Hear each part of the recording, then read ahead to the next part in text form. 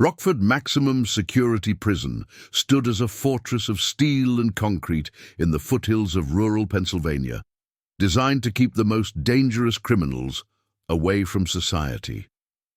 For 12 years, Corrections Officer Vanessa Mitchell had walked through those gates, following the same rigid procedures day after day. She was respected by her colleagues, trusted by her superiors, and known for her unwavering professionalism. Before we jump back in, tell us where you're tuning in from, and if this story touches you, make sure you're subscribed, because tomorrow I've saved something extra special for you. But on the morning of April 17, 2022, Officer Mitchell didn't report for her 6 a.m. shift.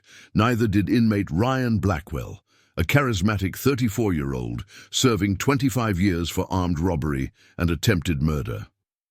By noon, Warden Thomas Ellis had called the FBI.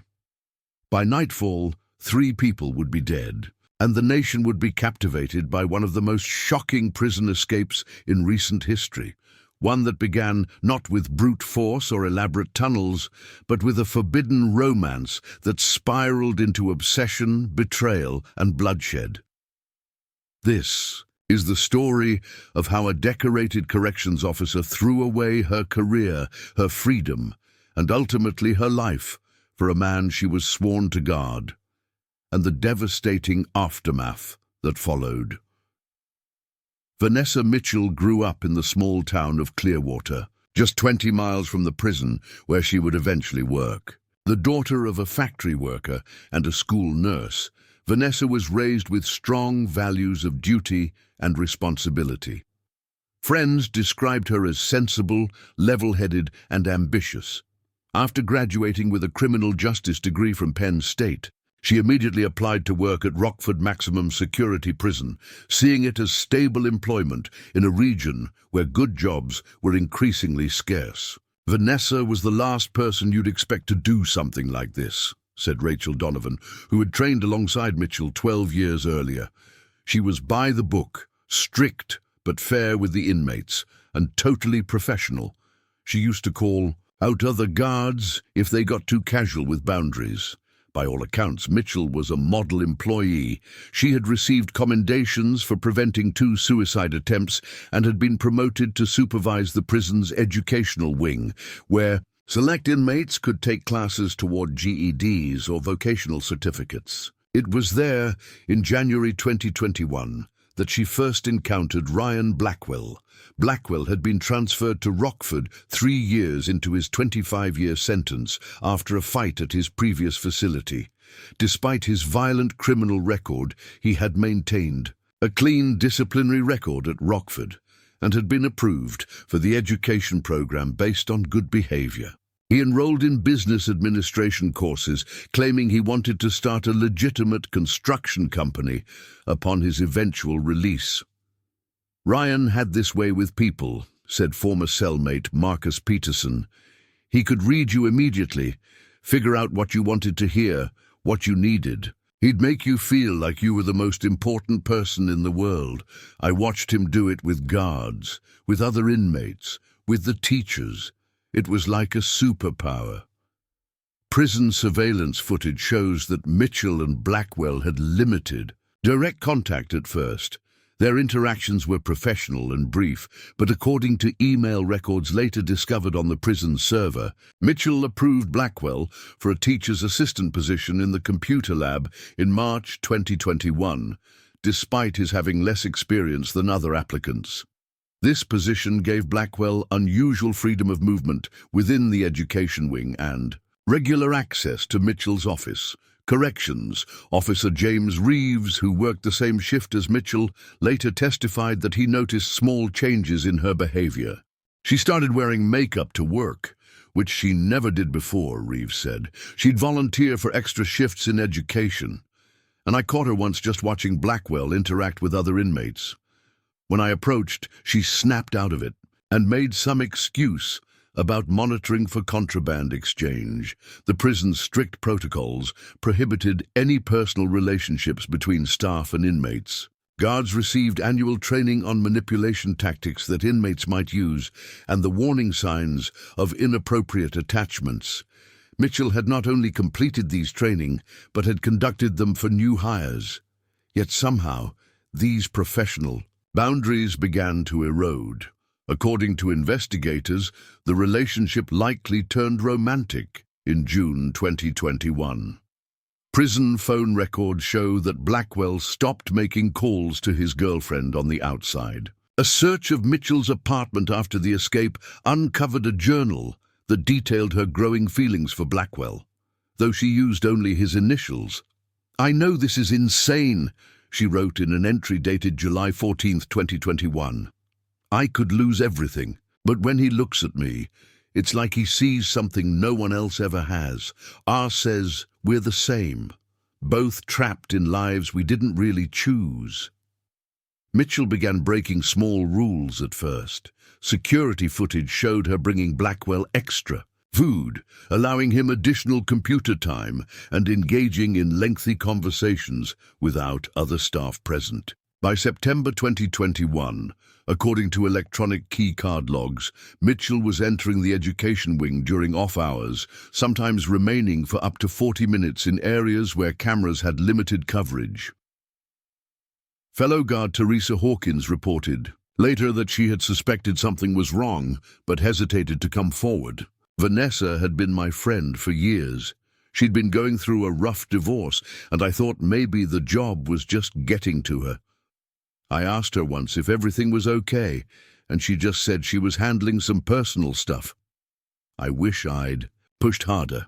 The relationship intensified during the winter months of 2021. Mitchell began calling in sick more frequently, something previously out of character. When present for shifts, she appeared distracted and withdrawn from her colleagues. Security footage later reviewed by investigators showed multiple instances where Mitchell and Blackwell exchanged notes through book deliveries to the education wing. By February 2022, Mitchell had taken 3 separate cash advances on her credit card totaling $1,700. She made multiple trips to a storage facility in neighboring Westbrook, where she rented a unit under her maiden name. Bank records show purchases of camping equipment, non-perishable food, first aid supplies, and clothing. In Blackwell's size, she was methodically planning for a life on the run, FBI Special Agent Carla Winters would later explain at a press conference. But there was a disconnect between the fantasy she was building and the violent reality of who Blackwell really was. What Mitchell didn't know was that Blackwell was simultaneously developing a relationship with another prison employee, 24-year-old commissary worker Heather Maxwell. Maxwell, a single mother struggling financially, had begun smuggling contraband cell phones into the prison at Blackwell's request. According to text messages recovered from one of these phones, Blackwell had been contacting former criminal associates on the outside, making arrangements very different from the romantic escape Mitchell envisioned.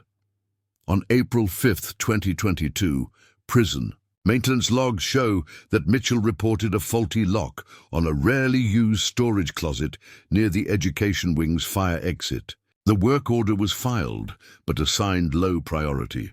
For 12 days, the door remained unlocked, a critical security breach that would later prove intentional. "She created the perfect blind spot," said Warden Ellis.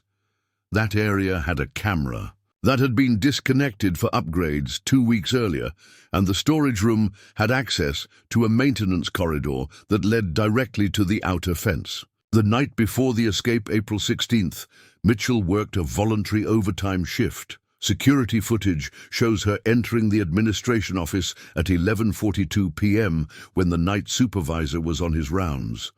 Though the camera didn't capture what she did inside, investigators later determined she made copies of key access cards and downloaded facility maps onto a flash drive. That same night, she made a final withdrawal from her bank account, $7,800 in cash, leaving her account nearly empty.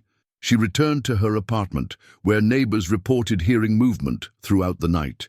She left one final journal entry: "Tomorrow everything changes. I'm terrified and exhilarated. R says we'll head north first, then west when the initial search dies down. 2 years, maybe 3, before we can settle somewhere permanently. It will be worth it. What Mitchell didn't write, and perhaps didn't know, was that Blackwell had told Maxwell an entirely different plan, one that involved meeting armed accomplices who would be waiting just beyond the prison perimeter. He had no intention of the romantic getaway Mitchell had meticulously planned. Dawn broke on April 17, 2022. Officer Mitchell arrived at Rockford Prison 30 minutes before her shift, earlier than usual. She parked her blue Honda Civic in the staff lot, but left the keys in the ignition, another breach of protocol that would go unnoticed until too late. She signed in, passed through security, and reported to the education wing, which was empty on Sunday mornings. At 5:47 a.m., just 13 minutes before shift change would bring additional officers into the area, Mitchell used her access card to enter the inmate housing unit where Blackwell was assigned. She told the night officer she needed to bring Blackwell in for early inventory work in the education wing, an unusual but not unprecedented request. The night guard, Officer Derek Sullivan, who had worked a double shift and was eager to go home, failed to follow proper escort protocols. He simply unlocked Blackwell's cell and allowed Mitchell to escort the inmate alone, a critical violation that would cost Sullivan his job and contribute to the tragedy about to unfold. At 5:52 a.m., surveillance cameras captured Mitchell and Blackwell entering the education wing. They disappeared from view at 5:54 a.m., presumably entering the compromised storage closet. At 6:13 a.m., when Mitchell failed to check in with the incoming shift supervisor, the first alarm was raised. But by then, Officer Vanessa Mitchell and inmate Ryan Blackwell had already breached the prison's outer perimeter. The deadly chain of events had been set in motion. The morning fog blanketed the prison grounds as the facility went into immediate lockdown. Warden Ellis activated the emergency response team at 6:22 a.m., just minutes after Mitchell and Blackwell's absence was confirmed. Every available corrections officer was called in, and state police set up roadblocks on all major highways within a 50-mile radius. Inside Mitchell's abandoned Honda Civic, investigators found her service badge, cell, phone, and a handwritten note addressed to her sister. "I'm sorry for the hurt and confusion this will cause. Preparing and narrating this story took us a lot of time, so if you are enjoying it, subscribe to our channel. It means a lot to us. Now back to the story. Please don't try to find me.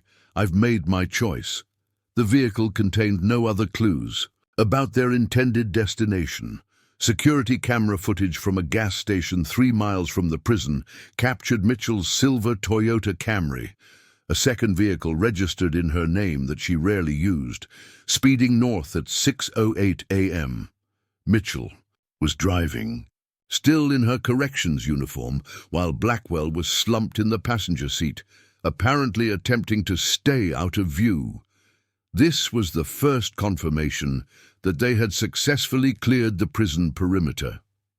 They had approximately a 20-minute head start before we even knew they were gone, said State Police Captain Gregory Walsh at a press briefing later that day. In rural Pennsylvania, with its network of back roads and wooded areas, that's a significant advantage. What authorities didn't yet know was that the escape plan had already deviated drastically from Mitchell's romantic vision. According to Heather Maxwell's subsequent testimony, Blackwell had arranged for 2 associates, brothers Aaron and Luke Delaney, both with extensive criminal records, to meet them at an abandoned lumber mill 8 miles north of the prison. The Delaney brothers had been released from Rockford 6 months earlier after serving 5 years for armed robbery and had maintained contact with Blackwell through the contraband cell phones. "The plan Blackwell shared with me was never about running away with Officer Mitchell," Maxwell testified. "He said she was just his ticket out. Once he met up with the Delaneys, they were going to ditch her, maybe even kill her, and head to a safe house in Michigan where they had connections." At 6:47 a.m., a 911 call came in from a trucker who had stopped at the old Westbrook Lumber Company. He reported hearing gunshots and seeing a silver car speeding away from the location.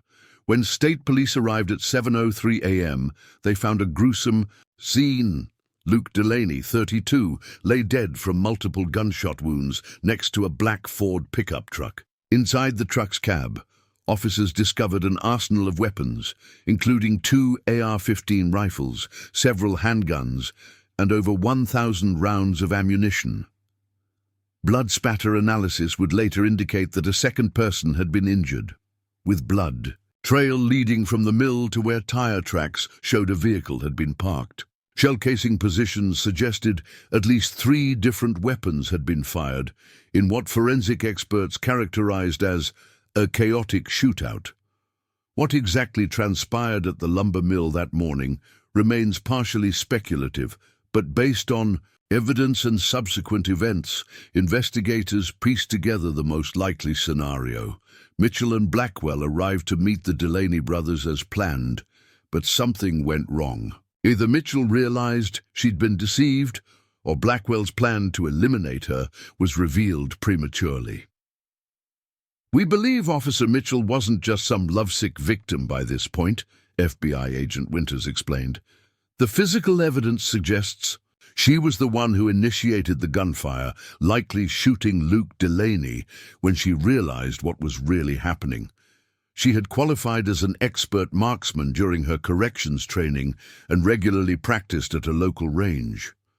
The shootout at the lumber mill dramatically altered the dynamics of the manhunt. What began as a search for an officer and inmate involved in an illicit relationship had now escalated to a pursuit of armed and dangerous fugitives wanted for murder. By noon, the FBI had taken charge of the investigation, and Mitchell's face was plastered across every major news network alongside Blackwell's. Her personnel file was scrutinized, her background re-examined. Former colleagues expressed disbelief. Mitchell's ex-husband, Kevin, whom she had divorced 3 years earlier, appeared genuinely shocked in a brief statement to reporters. "This isn't the Vanessa I knew. Something happened to her. Something changed her. The woman I was married to for 7 years would never do this." Meanwhile, Mitchell's careful preparation for the escape proved advantageous. The storage unit she had rented contained not only supplies, but also $4,300 in cash, a set of Pennsylvania license plates reported stolen 2 months earlier, and a prepaid phone that she activated at 8:16 a.m., the first call placed to a burner phone purchased by Aaron Delaney the previous week. "They were communicating in a way that was difficult to track," said FBI digital forensics expert Samuel Weiss. "They used coded language on prepaid phones, switched devices frequently, and avoided any digital transactions that might create an electronic trail." The manhunt intensified as the day progressed. Police helicopters scoured the dense forests of northern Pennsylvania. K-9 units followed scents from the lumber mill, but lost the trail at a stream 3 miles east. The silver Camry was discovered, abandoned in a shopping mall parking lot in Williamsport, 40 miles from the prison. Security footage showed a man matching Aaron Delaney's description, picking up Blackwell and Mitchell in a dark-colored SUV at 9:42 a.m. At 3:15 p.m., the first potential sighting came in. A waitress at a diner in Lock Haven reported serving a woman, matching Mitchell's description, who appeared nervous, and had recently dyed her hair from blonde to dark brown. The woman was accompanied by 2 men, one of whom kept his hood up despite the warm spring temperature. They paid in cash and left quickly when a state police cruiser pulled into the parking lot for an unrelated reason. By nightfall, the story had captivated the nation. Cable news networks ran continuous coverage, with experts speculating about Mitchell's psychological state and Blackwell's manipulative tactics. True crime enthusiasts created online forums to track sightings and theories. Mitchell's sister, Andrea Cooper, made a tearful plea on national television. "Vanessa, if you're watching this, please turn yourself in. Whatever you've done, whatever situation you're in, we can work through it together. It's not too late." But the fugitives had already crossed state lines into Ohio, according to cell tower data from the prepaid phone's final activation at 7:23 p.m. The signal originated near Youngstown, approximately 100 miles west of the prison. The phone was then either turned off or destroyed, creating another gap in the digital trail. The following morning, April 18th, brought a significant break in the case. A night attendant at the Pine Ridge Motel, a roadside establishment outside Akron, Ohio, recognized Mitchell from the news coverage. The attendant reported that a woman matching her description had checked in around midnight with two men. They paid cash for two connecting rooms and parked their dark blue Chevrolet Tahoe behind the building, out of view from the main road. When FBI agents and Ohio State Police surrounded the motel at 5:18 a.m., they found the rooms empty. The beds had been slept in, and fast food wrappers indicated a recent meal. More telling was what they discovered in the bathroom: hair dye packaging, scissors, and clumps of hair suggesting both Mitchell and Blackwell had altered their appearances. Surveillance footage from the motel's single security camera showed them departing at 4:43 a.m., just 35 minutes before law enforcement arrived. "They were staying one step ahead of us," Captain Walsh admitted. "We later learned that Aaron Delaney had been monitoring police scanner traffic using a smartphone app. They likely heard the units being dispatched to their location. The Chevrolet Tahoe, which had been reported stolen from a dealership in Erie, Pennsylvania the previous day, was found 2 hours later at an abandoned farm 5 miles from the motel. Inside, forensic teams recovered blood-stained clothing, a first aid kit with used bandages, and a bullet lodged in the passenger seat, evidence that someone in the group was nursing a serious injury. Blood analysis later confirmed it belonged to Aaron Delaney, who had apparently been wounded during the shootout at the lumber mill. This insight shifted the power dynamics once again. Blackwell was now traveling with two individuals who might be increasingly desperate: an injured accomplice and a corrections officer who had already demonstrated her willingness to use deadly force. On the afternoon of April 18th, a significant development unfolded when Heather Maxwell, the commissary worker who had smuggled contraband for Blackwell, was arrested at her apartment. Under interrogation, Maxwell revealed crucial details about Blackwell's network outside the prison, including the names of former associates in Cleveland who might offer shelter. She also disclosed the existence of a safe house in northern Michigan, a remote hunting cabin owned by the Delaney's uncle, who had died the previous year, leaving the property unoccupied but still stocked with supplies. Maxwell's information gave us targeted locations to surveil rather than chasing ghosts across multiple states, Agent Winters said. She also provided insights into Blackwell's contingency plans, including his intention to cross into Canada if cornered. As the second day of the manhunt progressed, a pattern emerged in the fugitives' movements.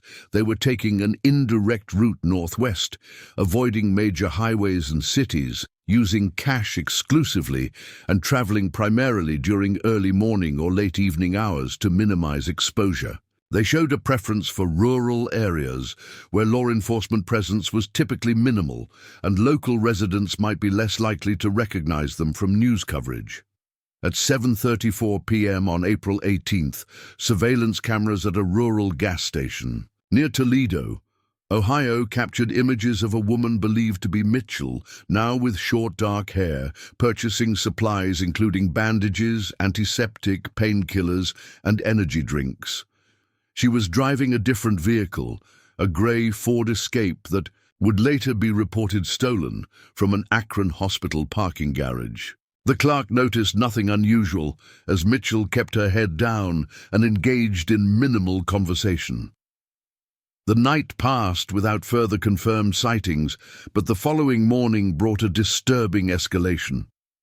At 8:17 a.m. on April 19th, police in Adrian Michigan responded to a 911 call from a farmhouse approximately 15 miles north of the Ohio-Michigan border.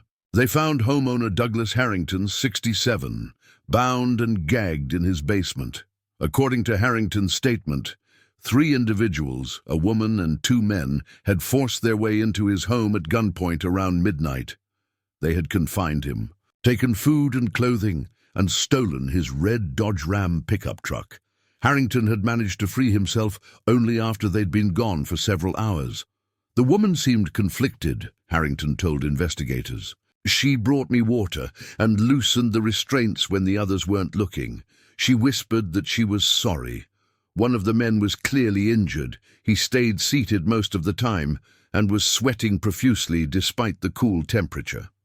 The other man was calling all the shots, very controlling, constantly watching the woman. Harrington's description confirmed what authorities had suspected. The dynamics between the fugitives were deteriorating. Blackwell had assumed leadership, Aaron Delaney was increasingly weakened by his injury, and Mitchell appeared to be experiencing reservations about their violent turn.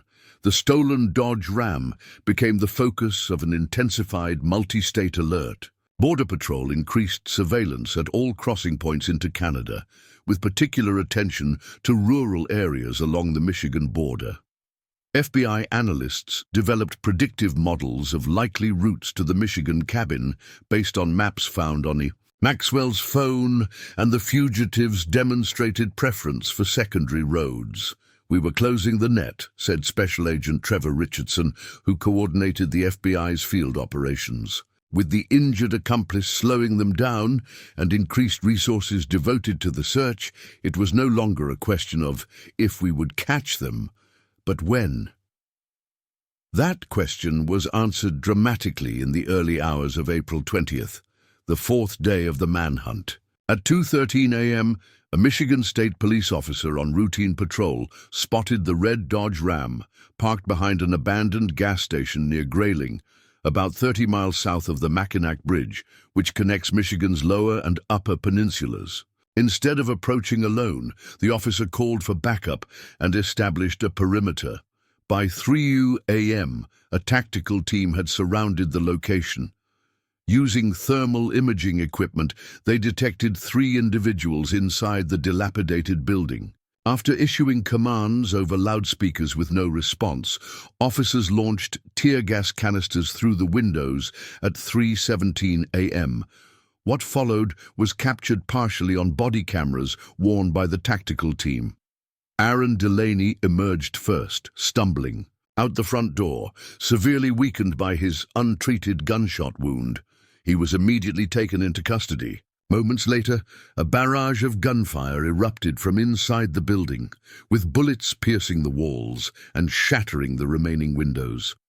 Officers returned fire while taking cover behind their vehicles. After a 14-minute exchange, the gunfire ceased. When the tactical team eventually entered the building at 4:05 a.m., they found Ryan Blackwell dead from multiple gunshot wounds, his finger still on the trigger of an AR-15 rifle. Vanessa Mitchell lay nearby, critically wounded, with gunshot injuries to her chest and abdomen. The physical evidence tells a complex story about those final moments, forensic analyst Diana Palmer explained. Blackwell's wounds were consistent with law enforcement ammunition, but Mitchell's injuries came from Blackwell's weapon. The angle and trajectory suggest he shot her before engaging with officers, likely realizing they were cornered and eliminating what he may have perceived as a liability. Mitchell was airlifted to Northern Michigan Regional Hospital in critical condition. She underwent emergency surgery but never regained consciousness, dying at 11:42 a.m. on April 20th, almost exactly 4 days after she had helped Blackwell escape from Rockford Prison. Aaron Delaney survived and eventually recovered enough to stand trial. In exchange for prosecutors not seeking the death penalty, he provided a full account of the escape plan and the chaotic events that followed. According to his testimony, Blackwell had manipulated both Mitchell and Maxwell simultaneously, promising each woman a future with him while using them both to facilitate his escape. Ryan never had any intention of staying with Officer Mitchell. Delaney testified. She was just a tool to him, a way out. The plan was always to meet up with me and Luke, take the weapons and money, and head to Canada. When she realized that at the lumber mill, she went crazy, started shooting. Luke never even had a chance to draw his weapon.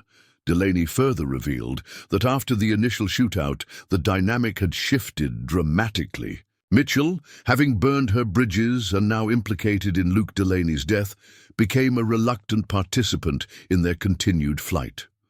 Blackwell maintained control through a combination of manipulation, promises, and intimidation. He kept telling her they could still make it work, that they could start over somewhere new, but she was starting to see through him, Delaney said. By that last night, she was talking about turning herself in, saying maybe her sister could help her. Get a good lawyer. Ryan couldn't let that happen. She knew too much about his contacts on the outside. The 12-day trial that followed in February 2023 captivated the public's attention once again. Aaron Delaney was sentenced to life without parole for his role in the escape and subsequent violence. Heather Maxwell received 15 years for aiding and abetting the escape. Officer Derek Sullivan, who had allowed Mitchell to escort Blackwell without proper protocols, was fired and charged with criminal negligence, eventually serving 8 months in county jail. The investigation into the escape led to a comprehensive overhaul of security procedures at Rockford Prison and similar facilities across the country. The case became required study material for corrections officer training programs, with particular emphasis on inmate manipulation tactics and the importance of maintaining professional boundaries. Mitchell's sister, Andrea, established a foundation focusing on mental health resources for corrections officers, highlighting the psychological stresses of the profession and the warning signs of professional boundary violations. In a memoir published 2 years after the events, she wrote, "Vanessa wasn't just failed by the system, she was failed by all of us who saw the changes in her but didn't recognize their significance until it was too late." For the residents of Clearwater and the staff at Rockford Prison, the wounds healed slowly. The community struggled to reconcile the Vanessa Mitchell they had known, dedicated, professional, respected, with the woman who had armed a convicted felon and participated in a deadly crime spree. These cases are never simple, reflected FBI agent Winters during a law enforcement conference a year after the events. We want clean narratives, heroes and villains with clear motivations, but the reality is messier. Mitchell wasn't just a victim of manipulation, and Blackwell wasn't just a master manipulator. They existed in a system with inherent power imbalances, psychological pressures, and human vulnerabilities. Understanding that complexity is essential if we want to prevent the next tragedy before it begins. As the national attention faded, and the story became another entry in the annals of American crime history, one question continued to haunt those closest to the case. At what point had Vanessa Mitchell's path become irreversible? Was it the first private conversation, the first secret touch, the first small rule broken? Or was there a moment, even in those final violent days, when a different choice might have led to a different ending?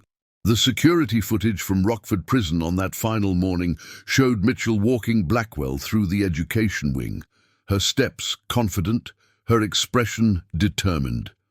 Whatever doubts or second thoughts she may have had remained hidden behind a mask of professional composure. In those grainy images, preserved now in both legal records and true crime documentaries, she appears not as a woman being coerced, but as someone making a deliberate choice, the culmination of 1,000 smaller choices that had preceded it. In her final journal entry, found in the storage unit she had prepared for their escape, Mitchell had written, "I've spent my whole life doing what was expected of me, following rules, staying between the lines. With R, I feel alive for the first time. I know the risks, I know what people will say, but they don't understand what it's like to finally wake up after sleeping through your own life. Whatever happens next, at least I'll have lived. 3 days later, she was dead. 6 months before Vanessa Mitchell helped Ryan Blackwell escape from Rockford Maximum Security Prison, Dr. Eleanor Sanderson, the facility's chief psychologist, noted something unusual in her quarterly staff assessment report.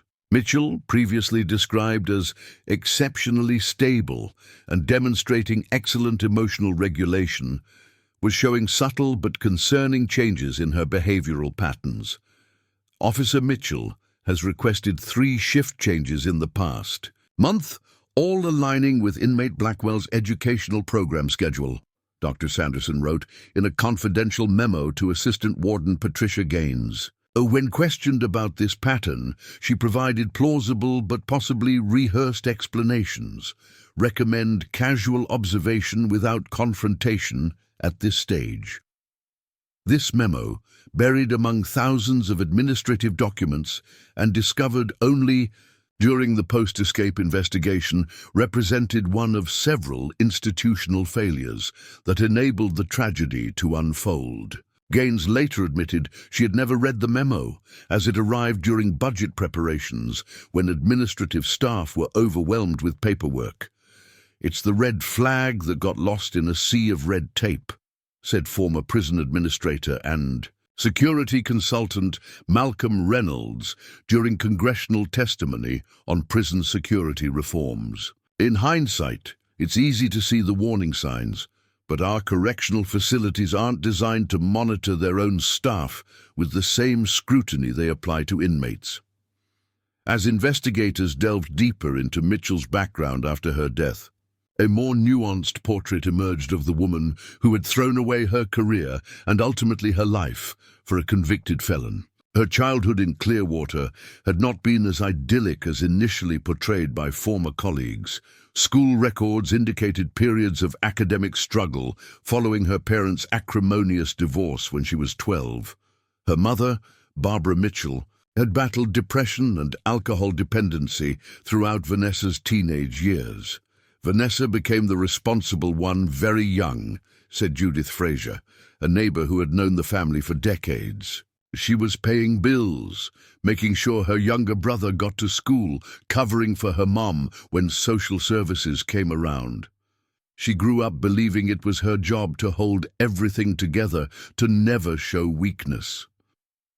This pattern of emotional suppression and hyper-responsibility continued into adulthood. Interviews with her ex-husband Kevin revealed a marriage characterized by emotional distance despite surface-level stability.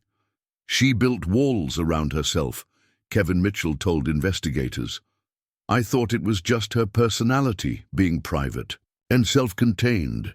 Now I wonder if she ever felt safe enough to truly be herself with anyone. Maybe that's what Blackwell figured out, how to make her feel seen." Criminal psychologist Dr. Jason Mercer, who analyzed hundreds of pages of Mitchell's journals and correspondence after her death, identified a common pattern in cases where corrections officers become romantically involved with inmates. "People don't realize the unique psychological environment of prisons," Dr. Mercer explained. "Corrections officers often experience social isolation similar to their charges. They work irregular hours that disrupt normal relationships. They're constantly vigilant in a high-stress environment while being required to maintain emotional neutrality. Over time, this can create a profound disconnection from their authentic emotional lives." For someone with Mitchell's background of emotional suppression and caretaking responsibilities, this environment created a perfect psychological storm. According to Dr. Mercer, Blackwell likely recognized her vulnerability and exploited it with calculated precision. "The journals show a textbook progression," Dr. Mercer noted. "First, Blackwell positioned himself as needing her specific help, appealing to her identity as a caretaker. Then, he gradually created a sense of exclusivity and special understanding between them. Finally, he established a narrative of us against the world, a powerful framework that justified increasingly problematic boundary violations. This manipulation was evident in the educational records from the prison program. Blackwell, who had dropped out of high school at 16, suddenly became an enthusiastic student when Mitchell supervised the program. His assignments, preserved in the prison's educational archives, showed a deliberate pattern of personal disclosure and indirect flattery. In one essay about career aspirations, Blackwell wrote, "Some people look at my record and see only my worst decisions, but certain exceptional individuals can see beyond past mistakes to future potential. These rare people who combine authority with compassion are the true catalysts for rehabilitation." Mitchell's handwritten feedback on this assignment was equally revealing. Thoughtful reflection on the impact of meaningful support. Your insights about personal growth despite institutional limitations show remarkable self-awareness.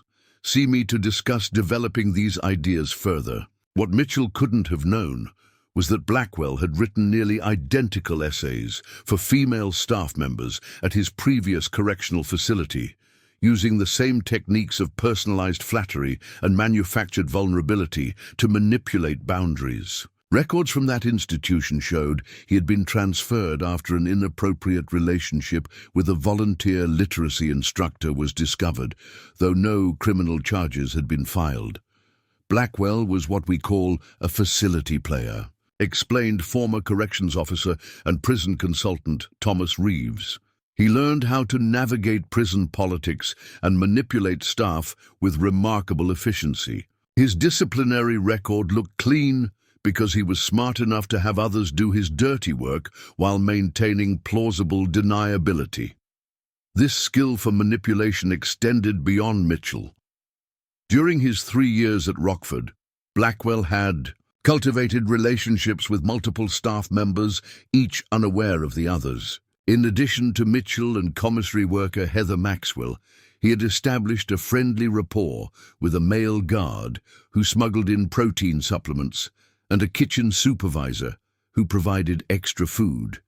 Each believed they had a special connection. With Blackwell, each thought they were the exception to his criminal past.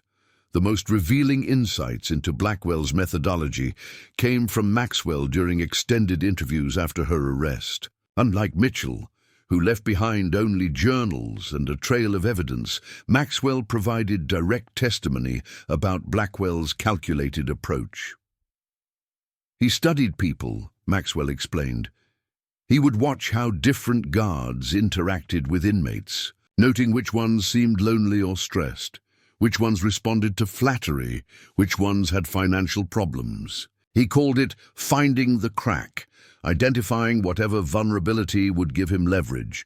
For Mitchell, that crack appeared to be emotional isolation, combined with a deep-seated need for recognition.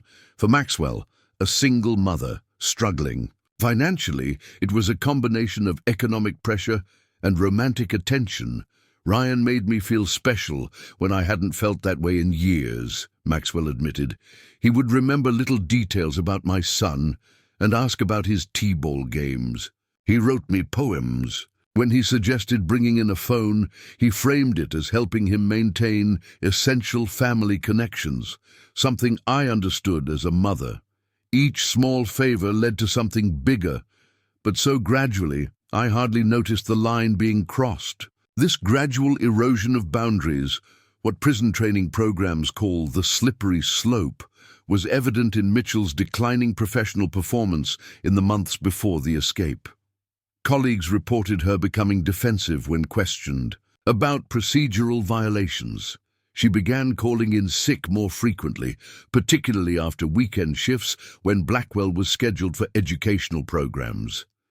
Financial records revealed another dimension of her unraveling life. In the year before the escape, Mitchell had accumulated over $27,000 in credit card debt, far more than the cash advances initially discovered. She had taken a second mortgage on her modest home and withdrawn nearly $15,000 from her retirement account, incurring substantial penalties. She was financing a fantasy, FBI financial analyst Rebecca Torres concluded. The storage unit, the vehicle preparations, the cash reserves. She was creating an infrastructure for a life that could never realistically exist.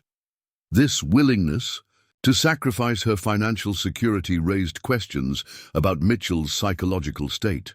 Had she genuinely believed she and Blackwell would build a life together, or was she experiencing what some experts termed a prison psychosis, a dissociation from reality resulting from the unique stresses of the correctional environment?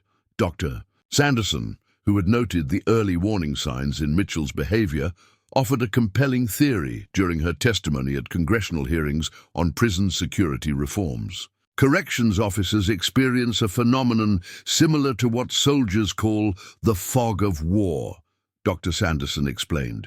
They operate daily in an environment where normal social cues are distorted, where manipulation is constant, and where emotional vulnerability is perceived as dangerous weakness. Over time, this can erode their ability to distinguish between genuine connection and exploitation. This theory was supported by statistics presented during the hearings. According to Department of Justice data, inappropriate relationships between corrections staff and inmates had increased 28% over the previous decade, with female officers accounting for 62% of documented cases, despite comprising only 35% of the corrections workforce. We're asking these officers, often undertrained and underpaid, to maintain perfect professional boundaries in an environment specifically designed to distort normal human interaction, Dr. Sanderson testified. Then we act surprised when those boundaries erode. The congressional hearings that followed the Mitchell-Blackwell case led to the Corrections Officer Support and Training Enhancement Act, SOST Act, which mandated improved psychological screening for corrections staff, implemented mandatory counseling programs, and established clearer protocols for identifying and addressing boundary violations before they escalated to criminal behavior. But for those directly affected by the case, policy changes came too late. The families of Luke Delaney and Vanessa Mitchell both filed wrongful death lawsuits against the Pennsylvania Department of Corrections, claiming institutional negligence contributed to the tragedy. The prison knew Mitchell's behavior was changing, said attorney Stephanie Watkins, who represented the Mitchell family. They had documentation of unusual shift changes, security violations, and behavioral red flags. Yet no intervention occurred until after she helped a dangerous felon escape, and 2 people were dead. The Mitchell family's lawsuit was eventually settled out of court for an undisclosed sum, while the Delaney family's case proceeded to trial, resulting in a $3.8 million judgment against the department, one of the largest settlements in a prison liability case in Pennsylvania history. The repercussions extended beyond legal and financial consequences. The Blackwell-Mitchell case sparked renewed debate about gender dynamics in corrections, with some arguing for stricter limitations on cross-gender supervision in maximum security facilities. Others countered that such policies would constitute employment discrimination and reinforce harmful stereotypes about female officers' professional capabilities. The solution isn't removing women from these roles, argued Dr. Claudia Fernandez, director of the Center for Corrections Research at John Jay College. It's creating institutional cultures that acknowledge the psychological complexities of corrections work and provide adequate support systems for all officers, regardless of gender. Those complexities became increasingly apparent as investigators pieced together the final months of Mitchell's life. Her journal entries revealed a woman caught between growing awareness of Blackwell's manipulation and a desperate need to believe in the narrative she had constructed. "I found his cell phone today," she wrote 3 weeks before the escape. "The messages to H, likely Heather Maxwell, were exactly like the ones he sent me, word for word in some places. I confronted him, and he said it was just to get contraband. That it meant nothing. I wanted to believe him. I still want to. What does that say about me? Despite this moment of clarity, Mitchell continued with escape preparations, suggesting a psychological phenomenon that domestic violence researchers call trauma bonding.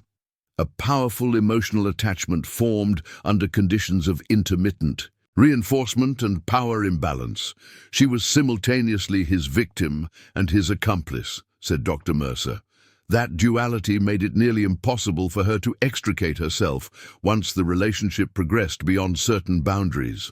The further she went, the more she had to lose by turning back. This explanation provided little comfort to those whose lives were forever altered by Mitchell's decisions.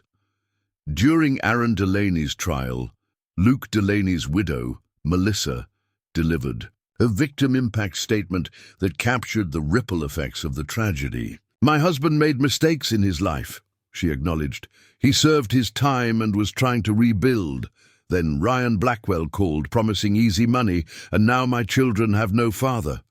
Officer Mitchell had choices. She had resources. She had a duty to protect society from men like Blackwell, not arm them and set them loose. Her betrayal didn't just violate her oath, it shattered families."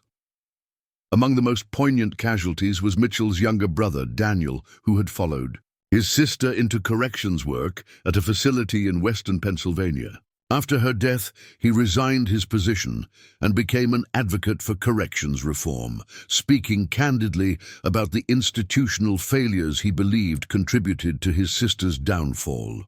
Vanessa didn't wake up one day and decide to throw everything away, he said, during a corrections training seminar 18 months after her death. There were dozens of moments when intervention might have made a difference, when a supervisor could have noticed, when a colleague could have spoken up, when the system could have protected her from Blackwell and from herself. We failed her, long before she failed us. This perspective was echoed by several of Mitchell's former colleagues who experienced their own reckonings in the aftermath. Rachel Donovan, who had trained alongside Mitchell 12 years earlier, established a peer support program for corrections officers struggling with the unique stresses of the profession.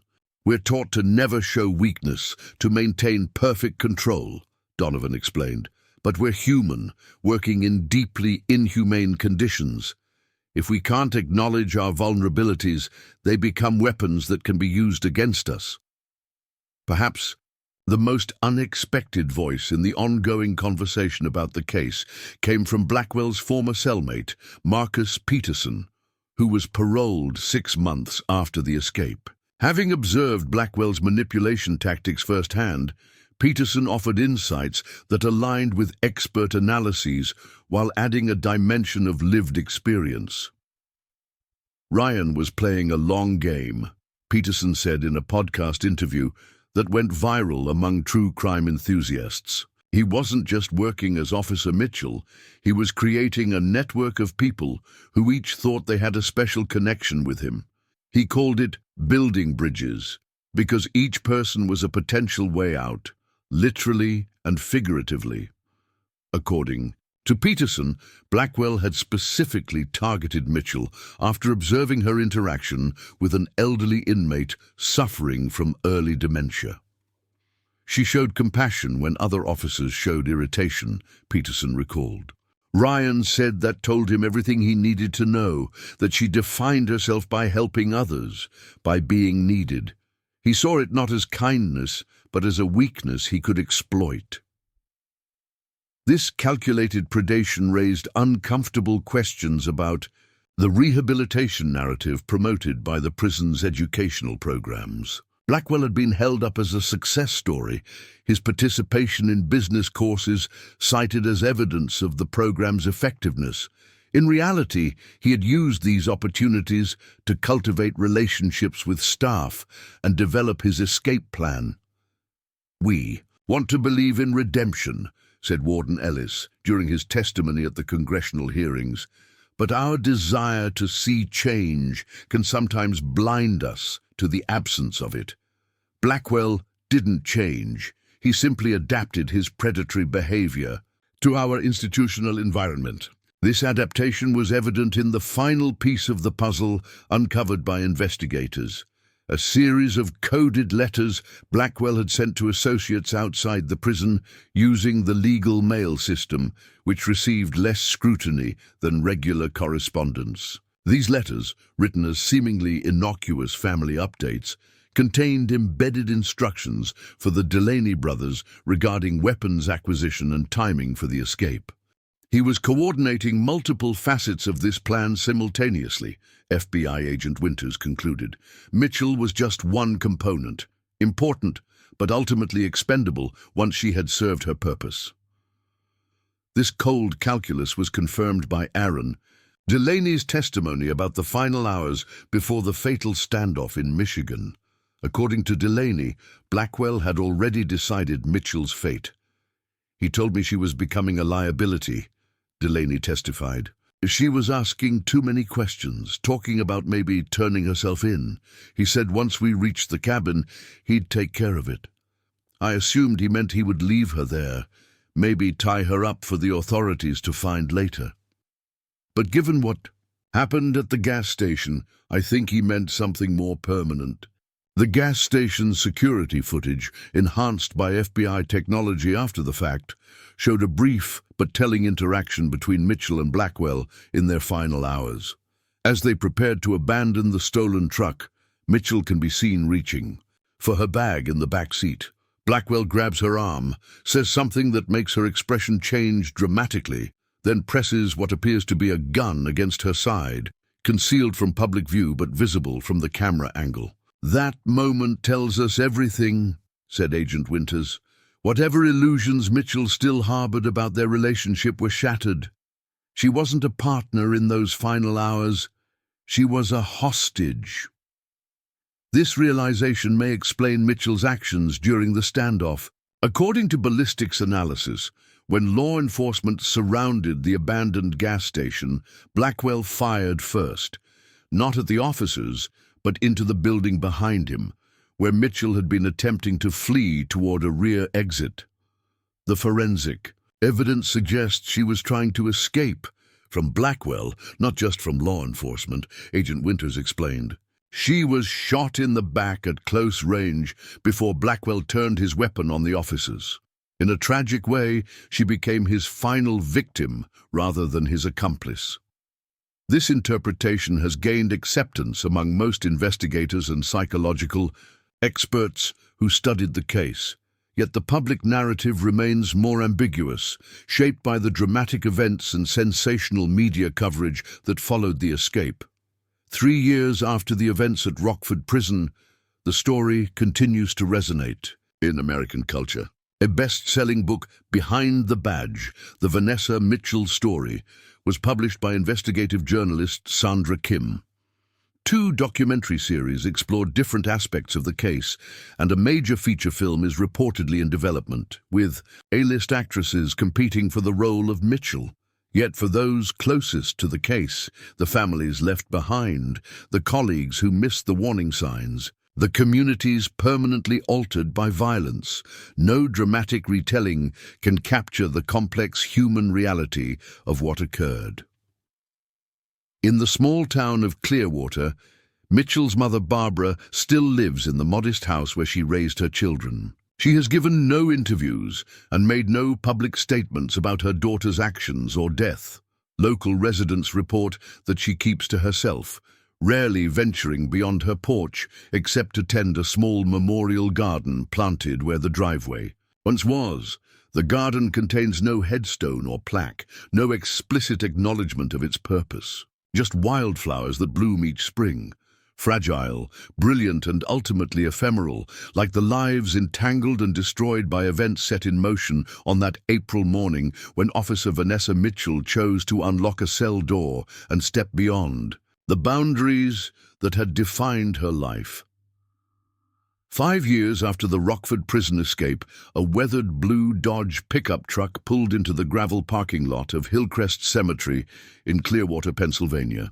The driver, a woman in her early 60s with silver-streaked hair, sat motionless for several minutes before finally stepping out with a small bouquet of wildflowers.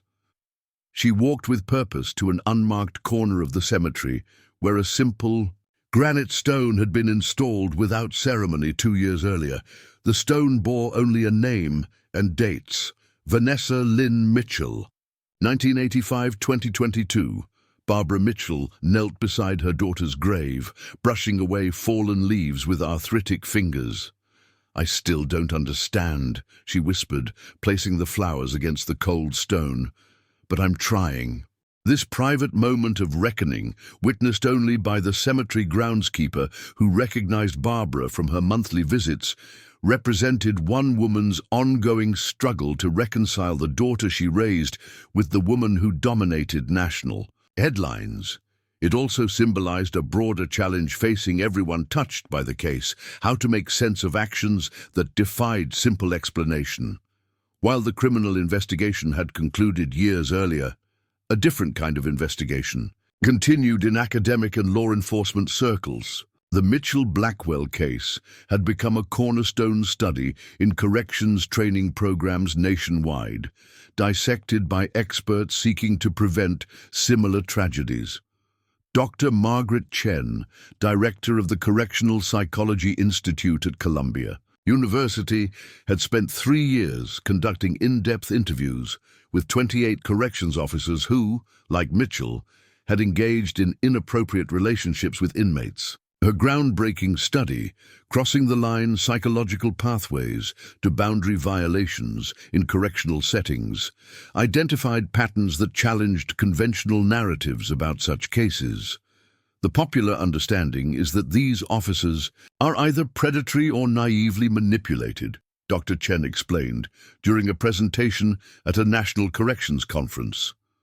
But our research reveals a more nuanced reality. These relationships often develop through a complex interplay of institutional factors, psychological vulnerabilities, and gradual normalization of boundary violations.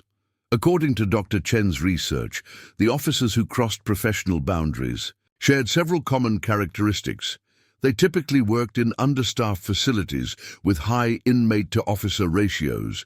They reported significant work-related stress and limited support systems, and most significantly, 89% described feeling more valued and appreciated by the inmate than by their supervisors or institution. Officer Mitchell's case exemplifies what we call the recognition pathway, Dr. Chen noted.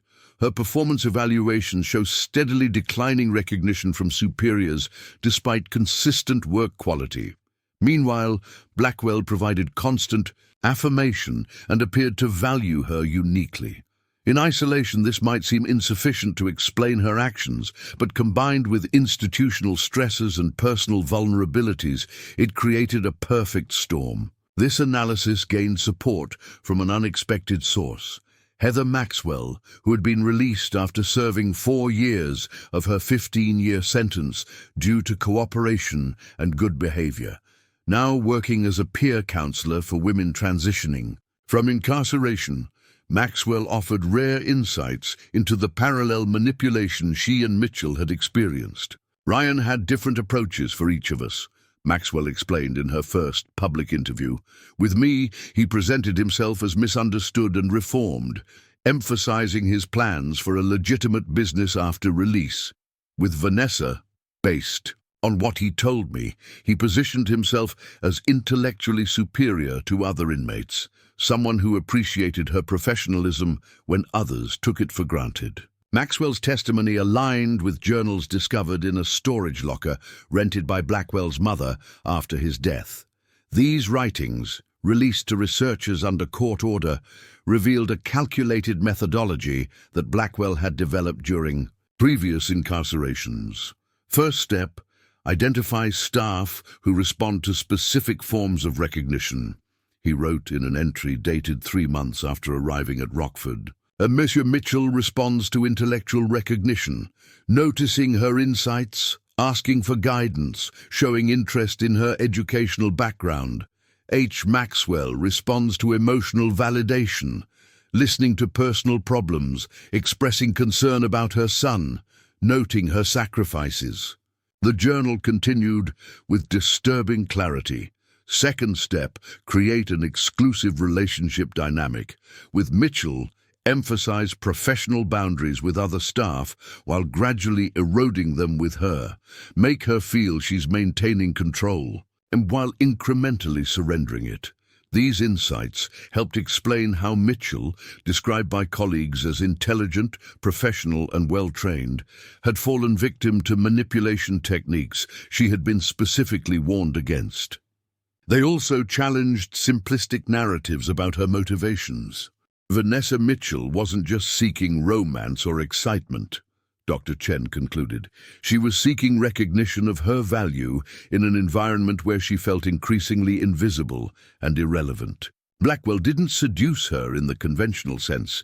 He recognized her in ways her institution had failed to do. This perspective gained further support when the Pennsylvania Department of Corrections released previously confidential staff. Surveys conducted in the year before the escape. Rockford Prison scored in the lowest quartile statewide for employee engagement and supervisory recognition, with particularly low ratings in the education wing where Mitchell had worked. We need to reframe how we think about boundary violations in corrections, said Lorenzo Washington, who had been appointed Rockford's warden after Ellis's resignation following the escape. These aren't just individual moral failings, they're systemic vulnerabilities that we have an obligation to address proactively. Under Washington's leadership, Rockford implemented what became known as the Mitchell Protocols, a comprehensive approach to staff support and monitoring that has since been adopted by correctional facilities in 17 states. These protocols include mandatory rotation of assignments to prevent extended one-on-one contact between officers and specific inmates, regular psychological debriefings for staff, and a sophisticated early warning system that flags unusual patterns in officer behavior.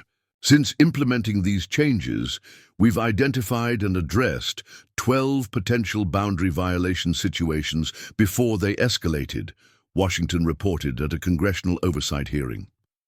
In each case, the officer received appropriate intervention rather than punishment, and most have remained valuable members of our team. While institutional reforms progressed, the personal impact of the case continued to reverberate through individual lives. Ryan Blackwell's mother, Evelyn, became an unexpected advocate for better understanding of psychopathy in the criminal justice system. After reading her son's journals, she faced a painful reckoning with the true nature of the child she had defended throughout his criminal career. I always believed Ryan when he told me he was misunderstood, that circumstances forced his choices, she admitted during a TED Talk that later went viral. Reading his own words, seeing how he viewed other people as objects to be manipulated, forced me to confront the truth I'd been avoiding. My son wasn't misunderstood. He understood others all too well and used that understanding for exploitation. Evelyn. Blackwell's courageous public acknowledgement of her son's pathology helped advance discussions about the limitations of current rehabilitation approaches for inmates with antisocial personality disorders. She established the Blackwell Foundation, which funds research into more effective treatment protocols for incarcerated individuals with psychopathic traits. "We can't help people we don't understand," she stated at the Foundation's inaugural conference, "and we've been fundamentally misunderstanding what motivates individuals like my son. That misunderstanding didn't just fail Ryan, it endangered everyone around him, including Vanessa Mitchell." The relationship between the Blackwell and Mitchell families evolved in unexpected ways in the years following the tragedy. Initially, connected only by mutual devastation, Barbara Mitchell and Evelyn Blackwell eventually began meeting regularly, finding solace in their shared experience of losing children to a tragedy neither fully comprehended. "We're the mothers left behind to make sense of actions we never could have imagined from our children," Barbara Mitchell explained in a rare interview granted to a graduate student researching family impacts of corrections-related tragedies. No one else understands what that's like, to love someone whose actions you cannot defend, but whose humanity you refuse to surrender. This nuanced perspective gradually extended to public understanding of the case, particularly as more details emerged about Mitchell's final hours. Enhanced analysis of the surveillance footage from the gas station where the final standoff occurred revealed what investigators had initially missed. Mitchell had attempted to signal distress to a customer entering the store, only to be physically restrained by Blackwell. Further evidence came from Aaron Delaney's extended testimony, given as part of a plea deal reduction, after he provided information that led to arrests of several members of Blackwell's broader criminal network. By that last night, Vanessa was basically a hostage, Delaney testified. She had figured out that Ryan had been playing her all along, that there was never going to be some new life together. When she confronted him about his communications with other people on the outside, he got violent, threatened to kill her and make it look like suicide. This revelation aligned with the forensic evidence from the abandoned gas station. Blood spatter analysis had initially suggested Mitchell was shot while potentially fleeing toward law enforcement. However, more sophisticated analysis conducted by the FBI's Behavioral Analysis Unit indicated she had been attempting to reach a bathroom window that could have served as an escape route. The evidence supports a scenario where Mitchell was attempting to flee from Blackwell, not with him, concluded FBI Special Agent Laura Hernandez, who specialized in crime scene reconstruction. The trajectory of bullets, the positioning of the body, and the defensive wounds on her hands all suggest she was trying to escape when Blackwell realized they were surrounded. This reframing of Mitchell's final moments offered some measure of redemption for her family and former colleagues. While it couldn't erase her role in facilitating the escape that led to Luke Delaney's death, it suggested a final attempt to correct her catastrophic error in judgment. I think Vanessa finally saw the reality of her situation in those last days, reflected Officer Teresa Hawkins, who had worked alongside Mitchell for 8 years. The security footage from that farm where they held the homeowner hostage shows her trying to mitigate harm, loosening his restraints, bringing him water. Those aren't the actions of someone fully committed to a criminal path. This interpretation gained additional support when investigators located a prepaid phone Mitchell had purchased and hidden inside a restroom at a truck stop 50 miles from the final standoff location. The phone contained a draft text message addressed to her sister Andrea. "I've made a terrible mistake. He's not who I thought. If you get this, tell the police we're headed to a cabin near Grayling. Be careful. He's dangerous. I'm sorry." The message had never been sent, either because Mitchell lacked cellular service or because she was discovered before she could complete her attempt to contact authorities. Nevertheless, its existence offered compelling evidence that Mitchell had recognized her error and was attempting to prevent further violence. "This doesn't absolve her of responsibility," emphasized prosecutor Martin Griffith, who had overseen the cases against Maxwell and Aaron Delaney. "But it does suggest that in those final hours, she was trying to mitigate the damage she had caused. Whether motivated by remorse or self-preservation, she was attempting to do the right thing, however belatedly." This more complex understanding of Mitchell's actions and motivations gradually filtered into public consciousness, aided by thoughtful journalistic coverage that moved beyond sensationalism. A critically acclaimed 5-part podcast series, Behind the Walls, The Vanessa Mitchell Story, presented a comprehensive examination of the institutional and psychological factors that contributed to the tragedy. Producer Sarah Gendel explained her approach. "We wanted to avoid both demonization and excuse-making. Mitchell made inexcusable choices that had devastating consequences, but understanding how and why she made those choices is essential if we want to prevent similar tragedies. The podcast featured interviews with corrections experts, psychological professionals, and former inmates who had observed Blackwell's manipulation tactics firsthand. It also included the first public comments from Daniel Mitchell, Vanessa's brother, who had become a respected voice in corrections reform. "The system sets up an impossible dynamic," Daniel explained. "We put officers in constant contact with people who have every incentive to manipulate them. We train them to be hypervigilant but emotionally detached. We pay them inadequately and provide minimal psychological support. Then we act shocked when the inevitable human vulnerabilities emerge."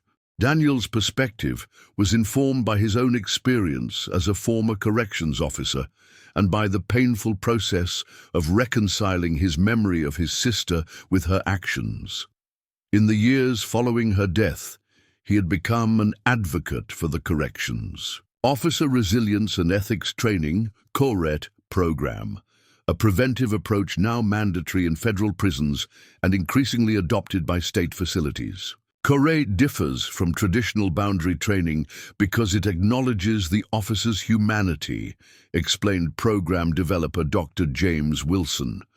Rather than simply warning against manipulation, it helps officers identify their own psychological vulnerabilities and develop specific resilience strategies. The program's effectiveness was demonstrated in a 5-year longitudinal study showing a 62% reduction in staff inmate boundary violations in facilities that implemented CORET compared to control institutions.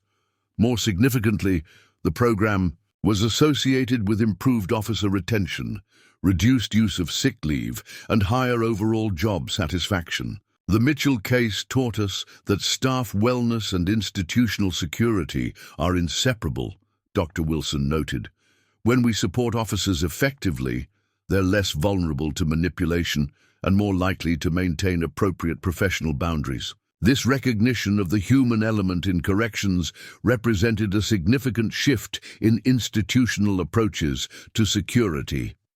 Rather than viewing staff primarily as potential security risks to be monitored, progressive facilities increasingly recognize them as frontline professionals, requiring comprehensive support to perform effectively in challenging environments. The impact of this shift extended beyond corrections to influence broader criminal justice reforms.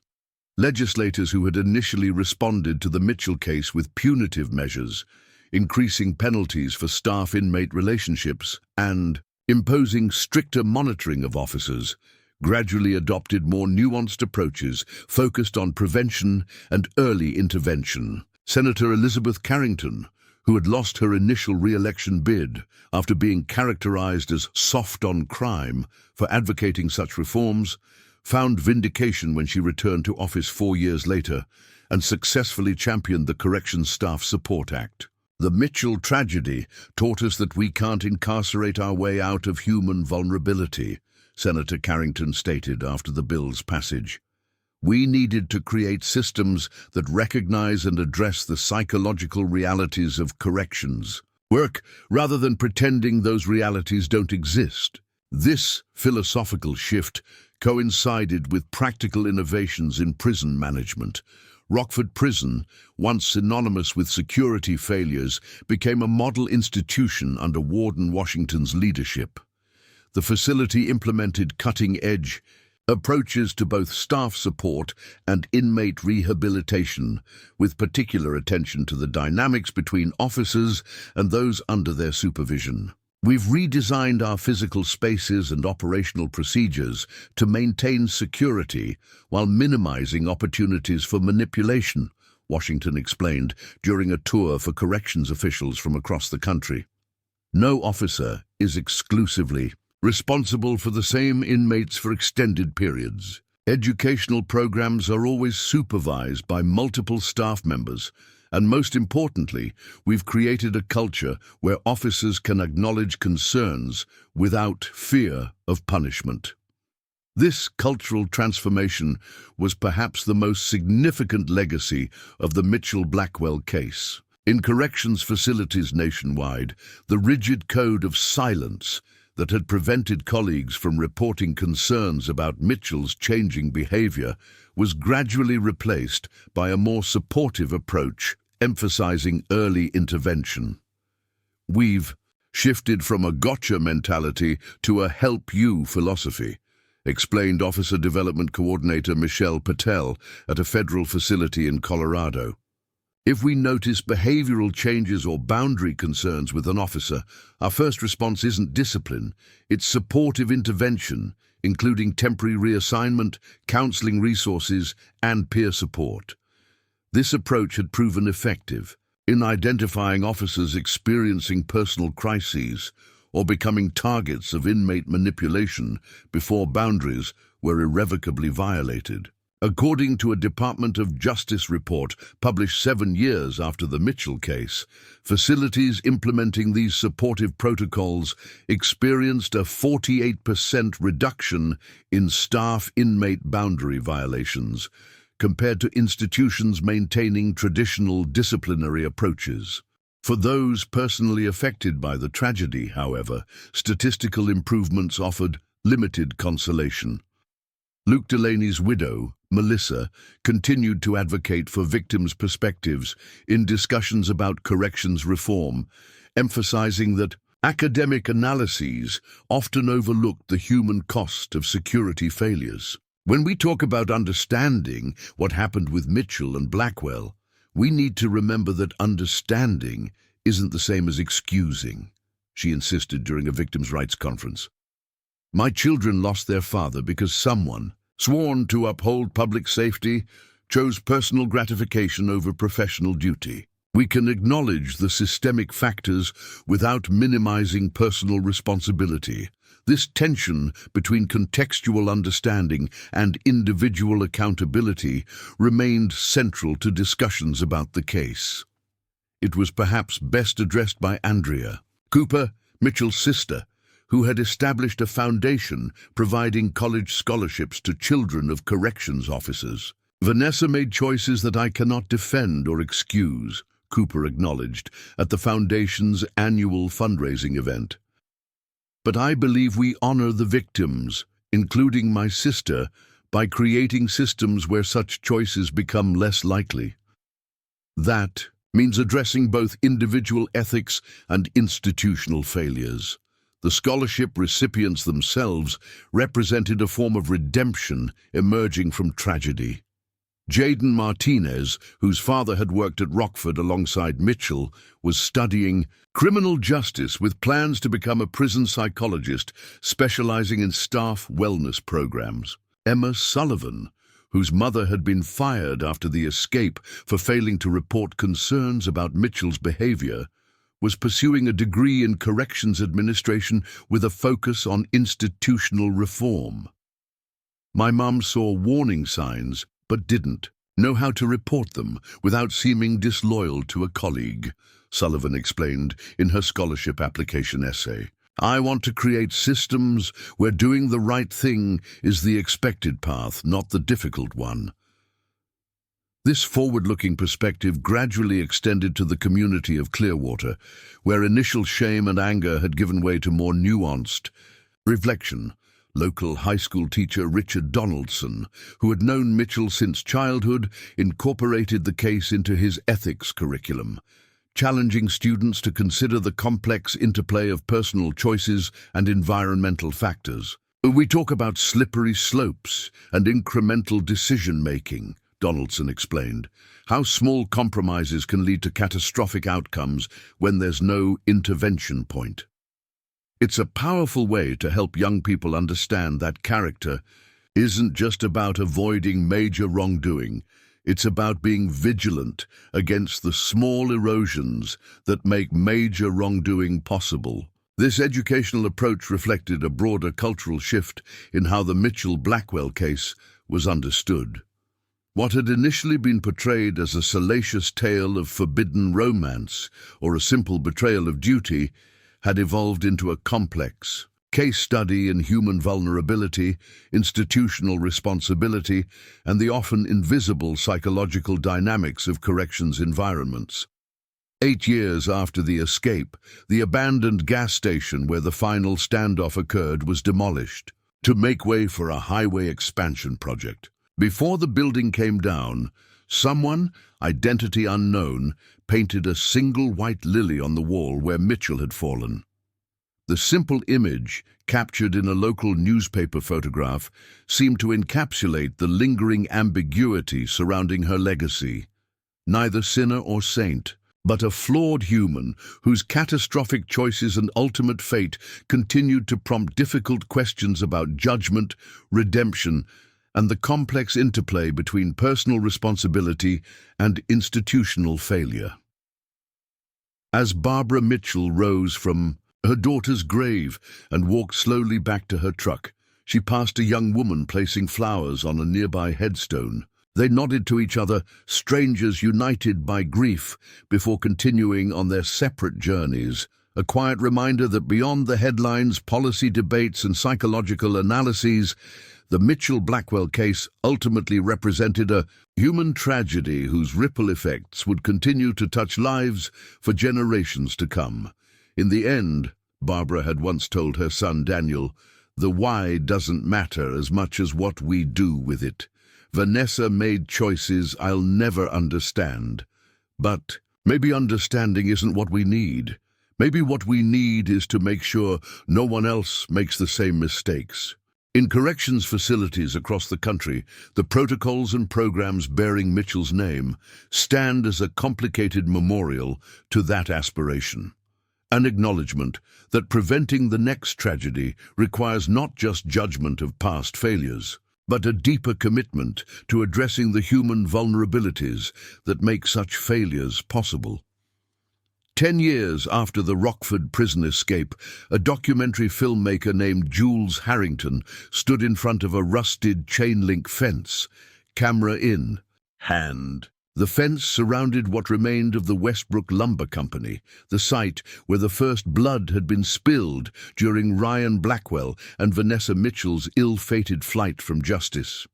Now, overgrown with weeds and marked with faded "No" trespassing signs, the abandoned property held secrets that Harrington believed might reshape understanding of the case that had defined her career. "I've spent a decade investigating this story," Harrington explained to her small production team as they prepared to document the site, "and I'm increasingly convinced that we've missed crucial pieces of the puzzle." Harrington's quest had begun 3 years earlier, when she discovered a series of inconsistencies in the official narrative while researching her award-winning documentary series, Boundary Violations, Power and Vulnerability in American Prisons. What started as background research had evolved into an obsession that led her through court archives, FOIA requests, and dozens of interviews with peripheral figures connected to the case. The Mitchell-Blackwell narrative has calcified into a cautionary tale about manipulation and professional boundaries, Harrington noted in her production journal. But there are too many unexplained elements that don't fit the established timeline. Too many coincidences that, when examined closely, don't seem coincidental at all.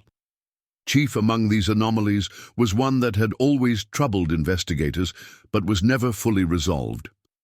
Why had the Delaney brothers been at the lumber mill so early that morning? According to the original investigation, Blackwell had contacted them using contraband phones provided by Heather Maxwell, but cell tower data showed that the final communication between Blackwell and Aaron Delaney had occurred nearly 48 hours before the escape, insufficient time to coordinate the precise meeting that occurred.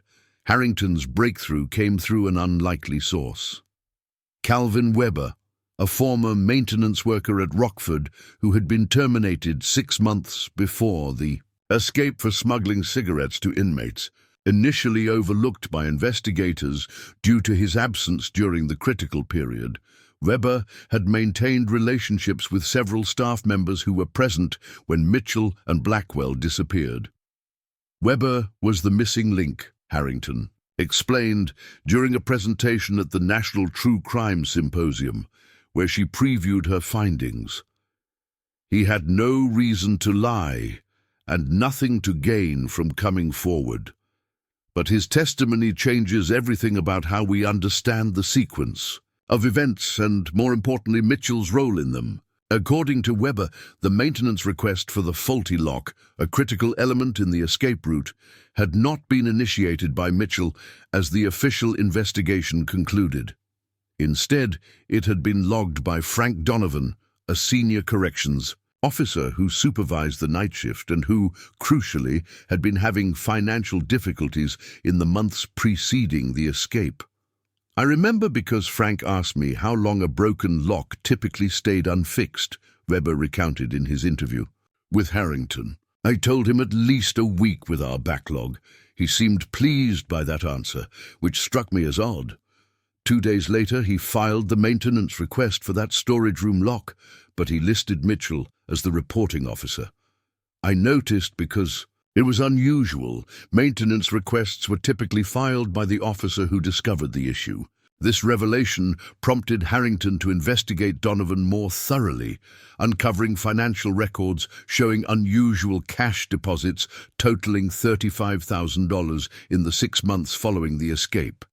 Deposits that had escaped notice during the original investigation because they were made to an account in his mother's name. Further digging revealed communications between Donovan and a burner phone registered under a false name, but activated near Aaron Delaney's known residence.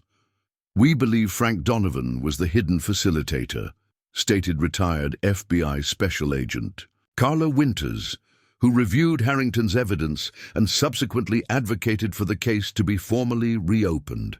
He had the access, the opportunity, and apparently the financial motivation to assist Blackwell's escape plans. More significantly, his involvement explains many of the lucky coincidences that aided the escape, including the compromised security camera and the delayed discovery of their absence. When confronted with this evidence during Harrington's investigation, Donovan initially denied any involvement. However, facing the possibility of criminal charges, he eventually provided a partial confession in exchange for immunity from prosecution, as the statute of limitations for his potential charges was approaching. Blackwell approached me during a night shift, Donovan admitted in his sworn statement, said he knew I was underwater on my mortgage and offered a way out. $20,000 for disabling a camera and filing a maintenance request under Mitchell's a name, another 15 after he was out. I never intended for anyone to get hurt. I thought it was just about the escape. Donovan's testimony fundamentally altered the understanding of Mitchell's culpability. While she had undoubtedly developed an inappropriate relationship with Blackwell and actively participated in the escape, she had been unaware of this broader conspiracy. The maintenance request and disabled camera, evidence that had been central to portraying her escape plan as calculated and premeditated, had not been her doing. This doesn't exonerate Mitchell, Harrington clarified during an interview on the 10th anniversary of the escape. She still made catastrophic choices that had deadly consequences.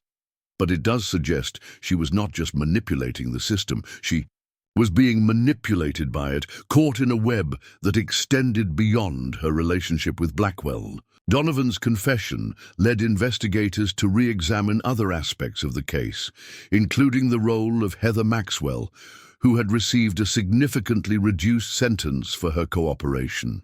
Newly unsealed court records revealed that Maxwell had provided prosecutors with information about a broader smuggling operation at Rockford, one that involved not just contraband phones for Blackwell, but a sophisticated network moving drugs and weapons through the facility. Maxwell portrayed herself as a love-struck victim similar to Mitchell, noted prosecutorial investigator Diane Harding, but the unsealed testimony shows she was far more deeply involved in institutional corruption. She had been smuggling contraband for multiple inmates for nearly 2 years before connecting with Blackwell, who essentially recruited her into his escape plan because of her existing access and methods. This revelation sparked renewed interest in the still unexplained aspects of the lumber mill shootout. If the Delaney brothers had advanced knowledge through Donovan rather than last-minute coordination through Maxwell's phones, the confrontation that left Luke Delaney dead might have unfolded differently than originally believed. Ballistics expert Cameron Phillips, who re-examined the evidence at Harrington's request, proposed an alternative scenario based on the bullet trajectories and blood spatter patterns. The physical evidence is actually more consistent with Luke Delaney firing first, possibly at Mitchell, with Mitchell returning fire in self-defense. This aligns with the theory that Mitchell may have been surprised by the Delaney's presence or their specific intentions. This interpretation gained credibility when Aaron Delaney, now serving his 12th year in federal prison, amended his previous testimony. Diagnosed with terminal cancer and seemingly motivated by a desire to set the record straight, Delaney provided a sworn statement that contradicted key elements of his original account. "Ryan told us Mitchell thought they were meeting someone who would help them get to Canada," Delaney stated. "She didn't know we were bringing weapons or that Ryan planned to eliminate her once she'd served her purpose. When we arrived at the lumber mill, she seemed confused, started asking questions. Luke got nervous, pulled his gun. She reacted faster than anyone expected." This revised narrative, Mitchell as both perpetrator and victim, manipulated even as she participated in wrongdoing, resonated with emerging psychological research on coercive control in institutional settings. Dr. Rebecca Sinclair, whose work focused on power dynamics in closed environments, saw the Mitchell case as emblematic of a poorly understood phenomenon. Correctional settings create conditions where normal boundaries between control and coercion become blurred, Dr. Sinclair explained in her influential paper, Beyond Stockholm, Coercive Control in Correctional Environments. Mitchell exercised power over Blackwell within the institutional structure, but he simultaneously established psychological control over her through manipulation of her emotional vulnerabilities. This bidirectional control dynamic creates a form of complicity that is neither fully voluntary nor fully coerced. This nuanced perspective gained traction as other cases emerged with similar patterns. In the decade following the Mitchell-Blackwell incident, 23 comparable situations involving corrections officers and inmates had been documented nationwide. While none had escalated to the violence of the Rockford escape, they shared common elements. Officers with exemplary professional histories who gradually developed inappropriate relationships with manipulative inmates, institutional environments, with inadequate supervision and support, and a significant power imbalance that became inverted through psychological manipulation. We're learning that predatory inmates specifically target officers who are respected and rule-following, explained Dr. Sinclair. The challenge is more significant because the manipulation involves convincing these officers that they're maintaining control and making choices, when in fact they're being gradually maneuvered into compromising positions. This evolving understanding informed a new generation of preventive protocols implemented in federal and state correctional facilities. The updated Mitchell protocols, as they became known, moved beyond simple boundary training to incorporate psychological resilience strategies and institutional safeguards designed to identify manipulation at its earliest stages. Central to these reforms was the recognition that officer wellness and institutional security were inseparable concerns. Facilities that implemented comprehensive support programs, including mandatory counseling, regular rotation of assignments, and peer support. Networks reported significant reductions in staff-inmate boundary violations and improvements in overall security metrics. The legacy of the Mitchell case isn't just about what went wrong, noted Corrections Commissioner Anthony Ramirez during the dedication of a new officer wellness center at a federal facility in Georgia. It's about how we've transformed our understanding of correctional environments to prevent similar tragedies. We've moved from a punitive approach focused on individual failings to a systemic approach addressing the conditions that make such failings possible. This transformation extended beyond institutional reforms to influence public understanding of corrections work. A nationally touring exhibition, Behind the Badge, The Hidden Challenges of Corrections, featured first-hand accounts from officers describing the psychological complexities of their roles.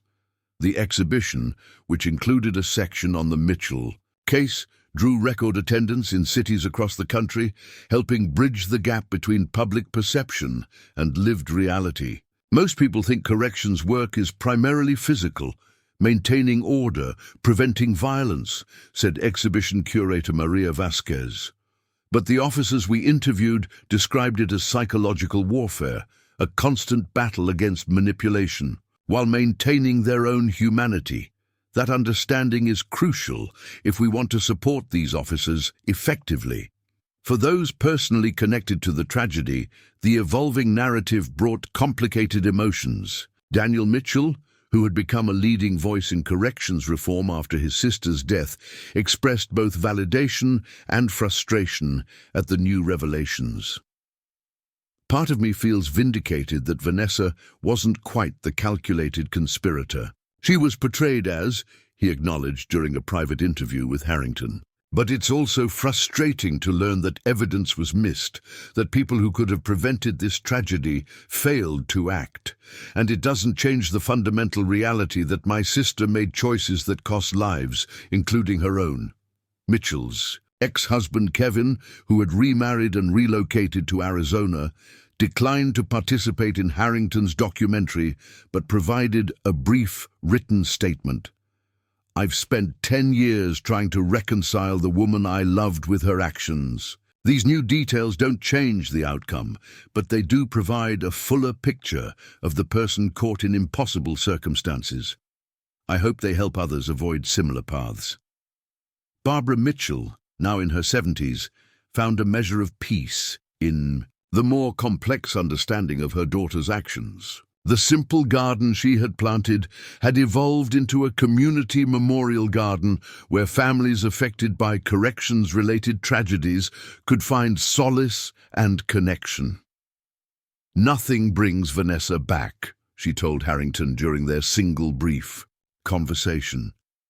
Nothing justifies what happened to Luke Delaney. But knowing that she wasn't solely responsible for every aspect of this tragedy, that she was caught in something larger than her relationship with Blackwell, helps me hold space for both her mistakes and her humanity. This sentiment was echoed by Andrea Cooper, whose scholarship foundation had expanded to support research into corrections reform as well as educational opportunities for officers' families. At the foundation's 10th anniversary gala, Cooper unveiled a new initiative focused specifically on early intervention strategies for officers showing signs of boundary violations. We can honor the victims of this tragedy, including my sister, by ensuring that future Vanessas are identified and supported before boundaries are irreparably crossed, Cooper explained. That means creating environments where seeking help is viewed as a strength rather than a weakness, where officers can acknowledge vulnerability without fear of judgment. The expanded understanding of the case also influenced legal approaches to similar situations. In State v. Harding, a landmark case involving a female corrections officer who had helped an inmate obtain contraband, the defense successfully argued for consideration of institutional factors and manipulative dynamics in sentencing. The Mitchell precedent established that while personal responsibility remains primary, contextual factors must be considered in evaluating culpability, explained legal scholar Josephine Winters in her analysis of the case. This represents a significant evolution in how the justice system addresses boundary violations in corrections, acknowledging both individual agency and environmental influences. This balanced approach characterized the mature perspective that had gradually emerged around the Mitchell-Blackwell case. As the immediate sensationalism faded, replaced by researched analysis and systemic reforms, the tragedy assumed its place in the complex tapestry of American criminal justice history, neither simplified morality tale nor exculpatory narrative, but a multifaceted case study in human vulnerability and institutional responsibility.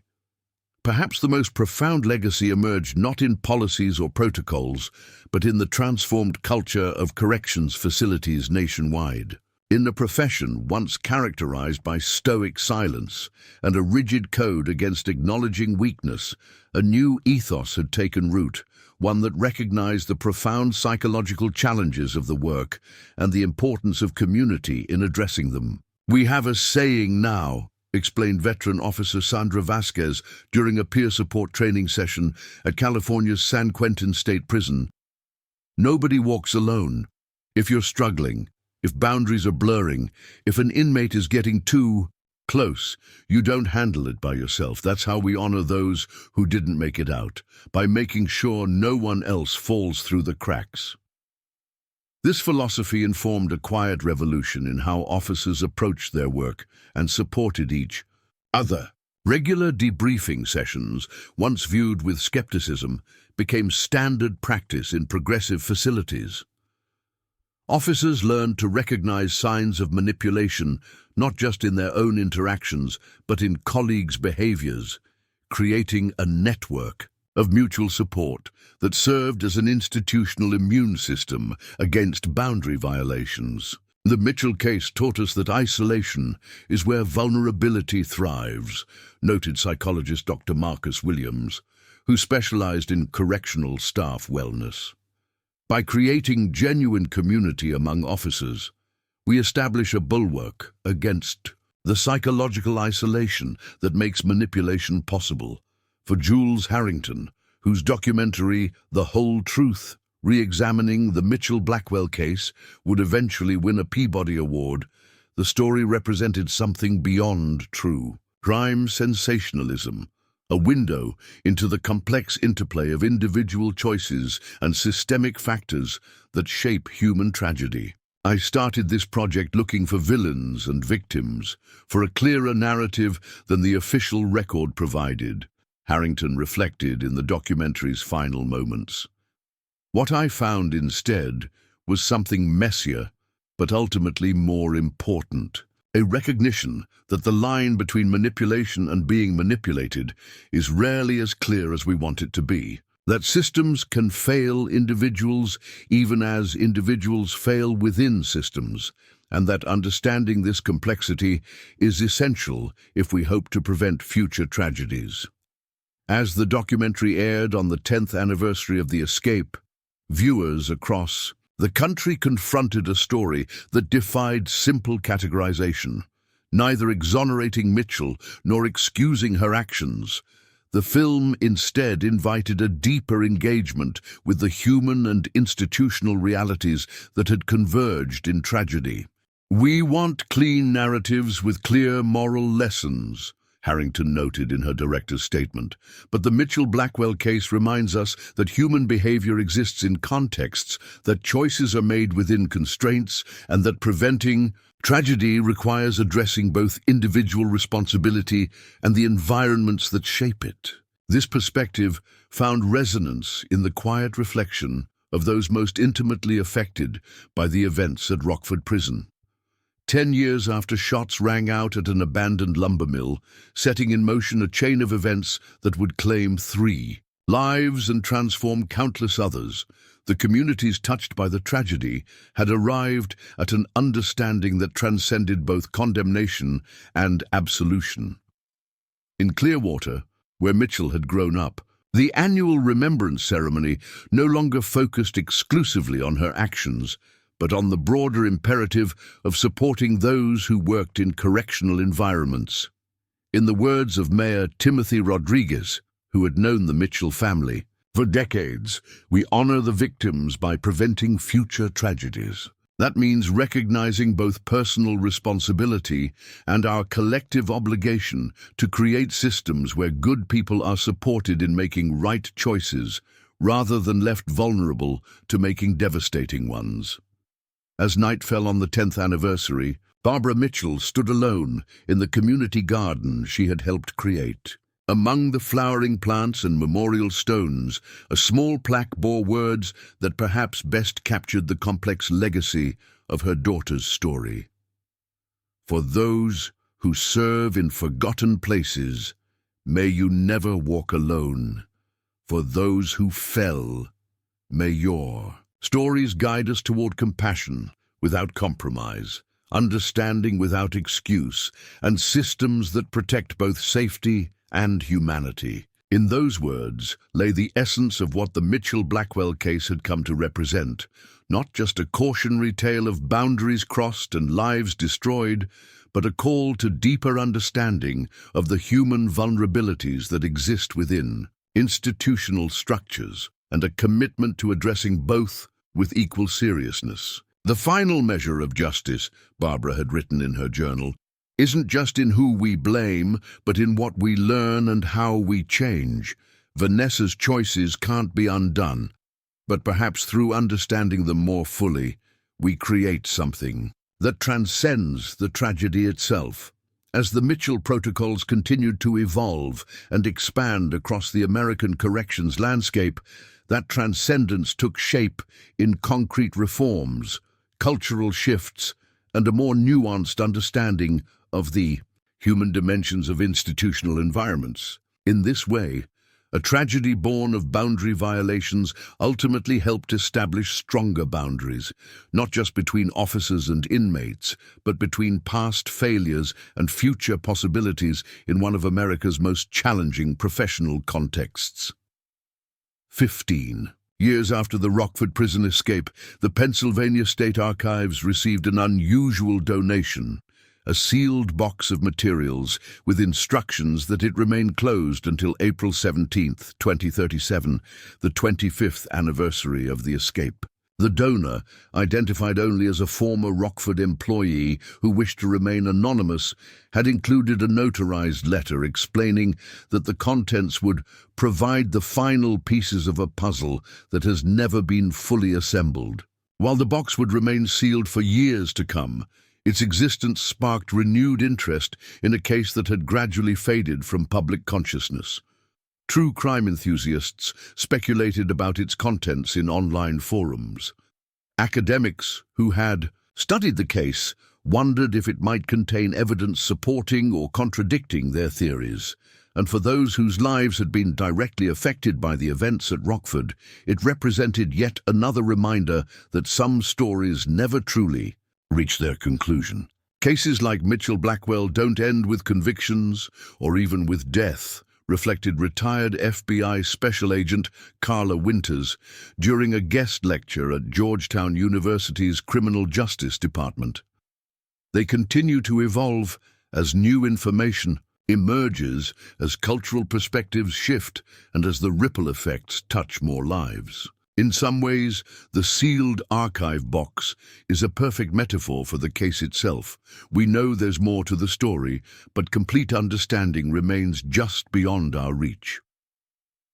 This sense of an unfinished narrative had driven persistent investigations. Long after official inquiries concluded, among the most significant was the work of forensic accountant Martin Goldstein, who had spent 5 years tracking the financial dimensions of the case as part of a broader study on corruption in correctional facilities.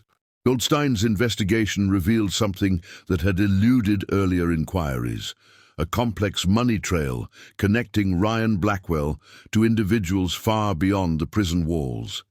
Bank records, cryptocurrency transactions, and property transfers suggested that Blackwell had been operating a sophisticated financial network during his incarceration, one that continued to function even after his death. Blackwell wasn't just planning an escape, He was managing a criminal enterprise from inside Rockford. Goldstein explained in his landmark paper published in the Journal of Financial Criminology. The funds flowing through this network far exceeded what would be necessary for an escape. We're looking at transactions totaling more than $800,000 over the 3 years preceding the escape. This revelation cast new light on Blackwell's motives and raised uncomfortable questions about who else might have been involved. According to Goldstein's analysis, the financial activity suggested connections to organized crime operations in Philadelphia, Cleveland, and Detroit. Connections that had never been fully explored during the original investigation. When we follow the money, we find that the Mitchell-Blackwell case may have been a small part of something much larger, Goldstein noted. There are indications that Blackwell was not just exploiting personal relationships, but operating as part of a coordinated effort to penetrate prison security systems throughout the region. This theory gained credibility when investigators identified similar patterns at 3 other maximum security facilities in the Northeast, each involving inappropriate relationships between staff and inmates connected to the same criminal networks, linked to Blackwell. In 2 of these cases, the relationships had been discovered before they led to security breaches. In the 3rd, a corrections officer had been caught attempting to smuggle contraband, but had no apparent plans for facilitating an escape. We've been thinking of Mitchell as a unique case, an anomaly, said criminal intelligence analyst Sophia Patel, who had worked with Goldstein on mapping these connections. But when we step back and look at the broader pattern, we see what might have been a systematic attempt to compromise multiple facilities using similar methodologies. Mitchell wasn't the first officer targeted, just the one where the plan progressed furthest. This perspective aligned with previously overlooked statements from Heather Maxwell during her initial interrogation. According to recently declassified interview transcripts, Maxwell had mentioned that Blackwell occasionally received instructions from outside contacts, references that investigators had initially dismissed as attempts to shift blame. Blackwell would sometimes say he needed to check with people on the outside before making decisions, Maxwell had told investigators. I assumed he meant family, but thinking back, it was more like he was reporting to someone, getting authorization. He was smart, but I don't think all of this was his idea. The implications of these connections extended beyond the immediate case to suggest broader vulnerabilities in the correctional system. If Blackwell had been operating as part of a coordinated external network, the threat to institutional security was potentially ongoing and systemic rather than isolated to a single facility or incident. This concern prompted the Department of Justice to establish the Correctional System Integrity Task Force, a specialized unit focused on identifying and disrupting attempts to compromise prison security through staff manipulation. The task force's first major success came 3 years after its formation, when it uncovered an operation targeting 7 facilities across 3 states using methods strikingly similar to those employed by Blackwell. The Mitchell-Blackwell case provided the template for recognizing these patterns, explained Task Force Director Ramon Vasquez. What initially appeared to be isolated boundary violations were actually part of a coordinated effort to establish access points within secure facilities, relationships that could be leveraged for smuggling, information sharing, and potentially escapes. The task force's work represented a significant evolution in how law enforcement approached correction security, moving beyond individual incidents to identify systemic vulnerabilities and criminal methodologies. This approach reflected a broader shift in understanding the Mitchell-Blackwell case not as an isolated tragedy stemming from a forbidden romance, but as a manifestation of sophisticated criminal exploitation of institutional weaknesses. This more complex narrative found validation in unexpected quarters when Aaron Delaney, now in the 15th year of his life sentence, provided additional testimony as part of a plea for compassionate release due to his terminal cancer diagnosis. While his request was ultimately denied, his statement offered new insights into Blackwell's connections and motivations. Ryan wasn't just looking for a way out, Delaney testified. He had specific instructions about where to go and who to contact. After the escape, there were people expecting him, people with significant resources who had invested in getting him out. Mitchell was just a means to an end, one part of a plan that was bigger than any of us understood at the time. According to Delaney, Blackwell had been recruited during his previous incarceration by members of a criminal organization seeking to establish networks within the prison system. His charm, intelligence, and manipulation skills had made him an ideal candidate for creating relationships with staff that could be exploited for various purposes. They started with small stuff, contraband, information about guard rotations, that kind of thing, Delaney explained. The escape was like a proof of concept, showing they could get someone out if necessary. If it had succeeded, there would have been others. This testimony aligned with financial records uncovered by Goldstein, showing that significant sums had been transferred to accounts connected to the Delaney brothers in the months preceding the escape, far more than would be necessary for the logistics of the operation itself. These funds had been carefully disguised through a series of shell companies and cryptocurrency transactions, suggesting a level of financial sophistication beyond what Blackwell or the Delaneys could have managed independently. We're looking at an operation with professional financial backing, Goldstein concluded. The kind of resource commitment that only makes sense if Blackwell's escape was part of a larger strategic objective. This revelation prompted renewed examination of Blackwell's background and connections. While his criminal record had been thoroughly documented during the original investigation, less attention had been paid to his activities during a 2-year period between convictions when he had worked as a bouncer at several nightclubs in Philadelphia, establishments now known to have connections to organized crime. Former associates from this period, interviewed as part of the expanded investigation, described Blackwell as someone who had moved between worlds with remarkable ease, cultivating relationships with both criminal figures and legitimate business people. Several noted his particular talent for identifying and exploiting vulnerabilities in security systems, a skill set that would later serve him well within the prison environment. Ryan could walk into any place and within an hour tell you how to break in, recalled former colleague James Morrison. He had this ability to spot the weak points, not just in physical security, but in people. He'd figure out which guard was having money problems, which one had a chip on their shoulder, which one was looking for validation. Then he'd file that information away for when he needed it. This talent for systematic exploitation cast Vanessa Mitchell's vulnerability in a new light. Rather than being simply a woman who had fallen for a manipulative inmate, she might be better understood as the target of a calculated operation, one individual in a broader pattern of institutional penetration. This perspective gained support from Dr. Eleanor Sanderson, the prison psychologist who had noted early concerns about Mitchell's behavioral changes.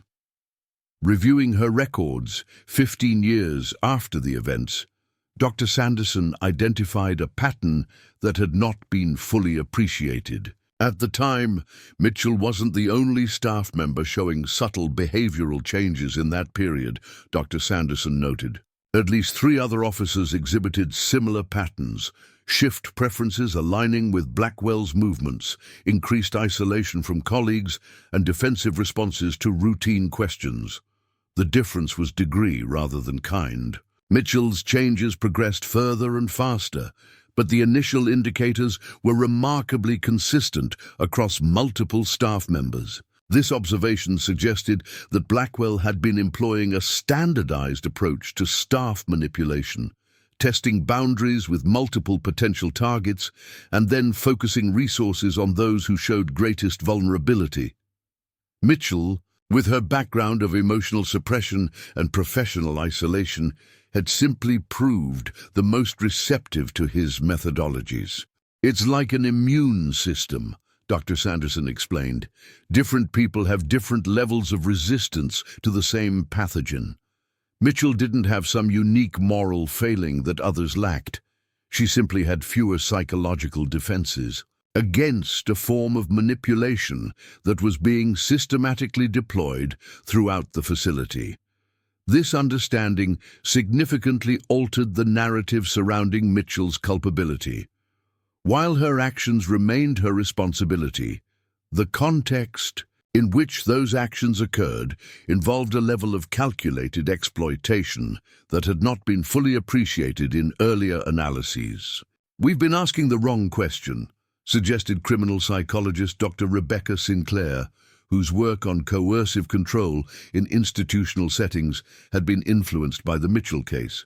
"Instead of asking why Mitchell crossed boundaries, we should be asking why the institution's boundaries were so vulnerable to systematic exploitation." Mitchell wasn't simply a rule breaker, she was the stress point where a systematically applied pressure finally broke through. This reframing reflected broader shifts in how the criminal justice system approached boundary violations in corrections. Rather than focusing exclusively on individual officer conduct, progressive facilities increasingly emphasized identifying and addressing systematic attempts to compromise institutional integrity through staff manipulation. The Correctional Staff Protection Unit, established as part of the reforms following the Mitchell case, developed sophisticated monitoring systems designed to detect patterns of inmate behavior that might indicate targeted manipulation attempts. These systems tracked unusual contact, frequencies, shift alignment patterns, and subtle behavioral indicators that might suggest an officer was being groomed for boundary violations. "We've moved from a reactive approach focused on punishment to a proactive approach focused on protection," explained Unit Director Caroline Thompson. "We recognize that our officers face sophisticated psychological operations designed to exploit their vulnerabilities. Our job is to identify those operations before they succeed, not just discipline officers after boundaries have been crossed." This protective approach had proven remarkably effective. In the 5 years following the unit's establishment, early intervention had prevented 47 potentially serious boundary violations across participating facilities. More significantly, the unit had identified and disrupted 3 separate operations, similar to what was now understood as the Blackwell methodology: systematic attempts to establish relationships with staff for criminal purposes. Beyond these, institutional reforms, the evolving understanding of the Mitchell-Blackwell case influenced broader cultural perspectives on corrections work. A critically acclaimed television series, Inside, drew heavily on the case while exploring the psychological complexities of prison environments. Unlike earlier sensationalized portrayals, the series depicted the subtle gradations of manipulation and vulnerability that characterized real-world boundary violations. "We wanted to move beyond the forbidden romance narrative that dominated early coverage," explained showrunner Melissa Taylor. "The reality is much more complex, a chess game of psychological manipulation, playing out in an environment where power dynamics are constantly shifting and personal vulnerabilities become institutional weaknesses." This nuanced portrayal resonated with corrections professionals, many of whom reported feeling truly seen for the first time in media depictions of their work. The series sparked important conversations about the psychological support systems necessary for those working in environments where manipulation was a constant threat. For too long, "We've treated corrections as primarily a physical security challenge," noted Commissioner Anthony Ramirez during congressional testimony on correctional reform.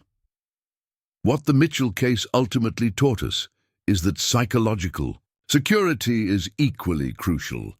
Our officers aren't just guarding fences and doors, they're guarding boundaries that exist primarily in human relationships and interactions. This insight informed a new generation of training programs that moved beyond traditional boundary instruction to incorporate sophisticated understanding of manipulation tactics and psychological resilience strategies. These programs acknowledged the reality that corrections officers operated in environments specifically designed to distort normal human interaction, requiring specialized skills and support systems to maintain appropriate boundaries. We now understand that maintaining professional boundaries in correctional settings isn't simply a matter of following rules, explained training coordinator Michelle Patel. It's about developing psychological awareness and resilience in an environment where others may be actively working to compromise those qualities. That's a fundamentally different challenge than what most professional ethics training addresses. For those personally connected to the Mitchell case, these evolving perspectives offered a framework for making sense of a tragedy that had defied simple explanation.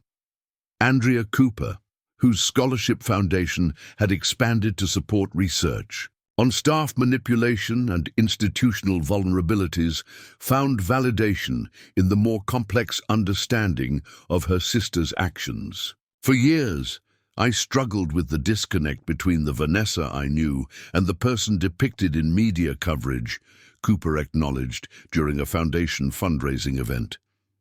The emerging evidence about systematic manipulation doesn't excuse her choices, but it does place them in a context that makes more sense of how someone with her background and training could have been drawn into such a catastrophic situation. Daniel Mitchell, who had become a respected voice in corrections reform, expressed similar sentiments during a panel discussion marking the 15th anniversary of the escape.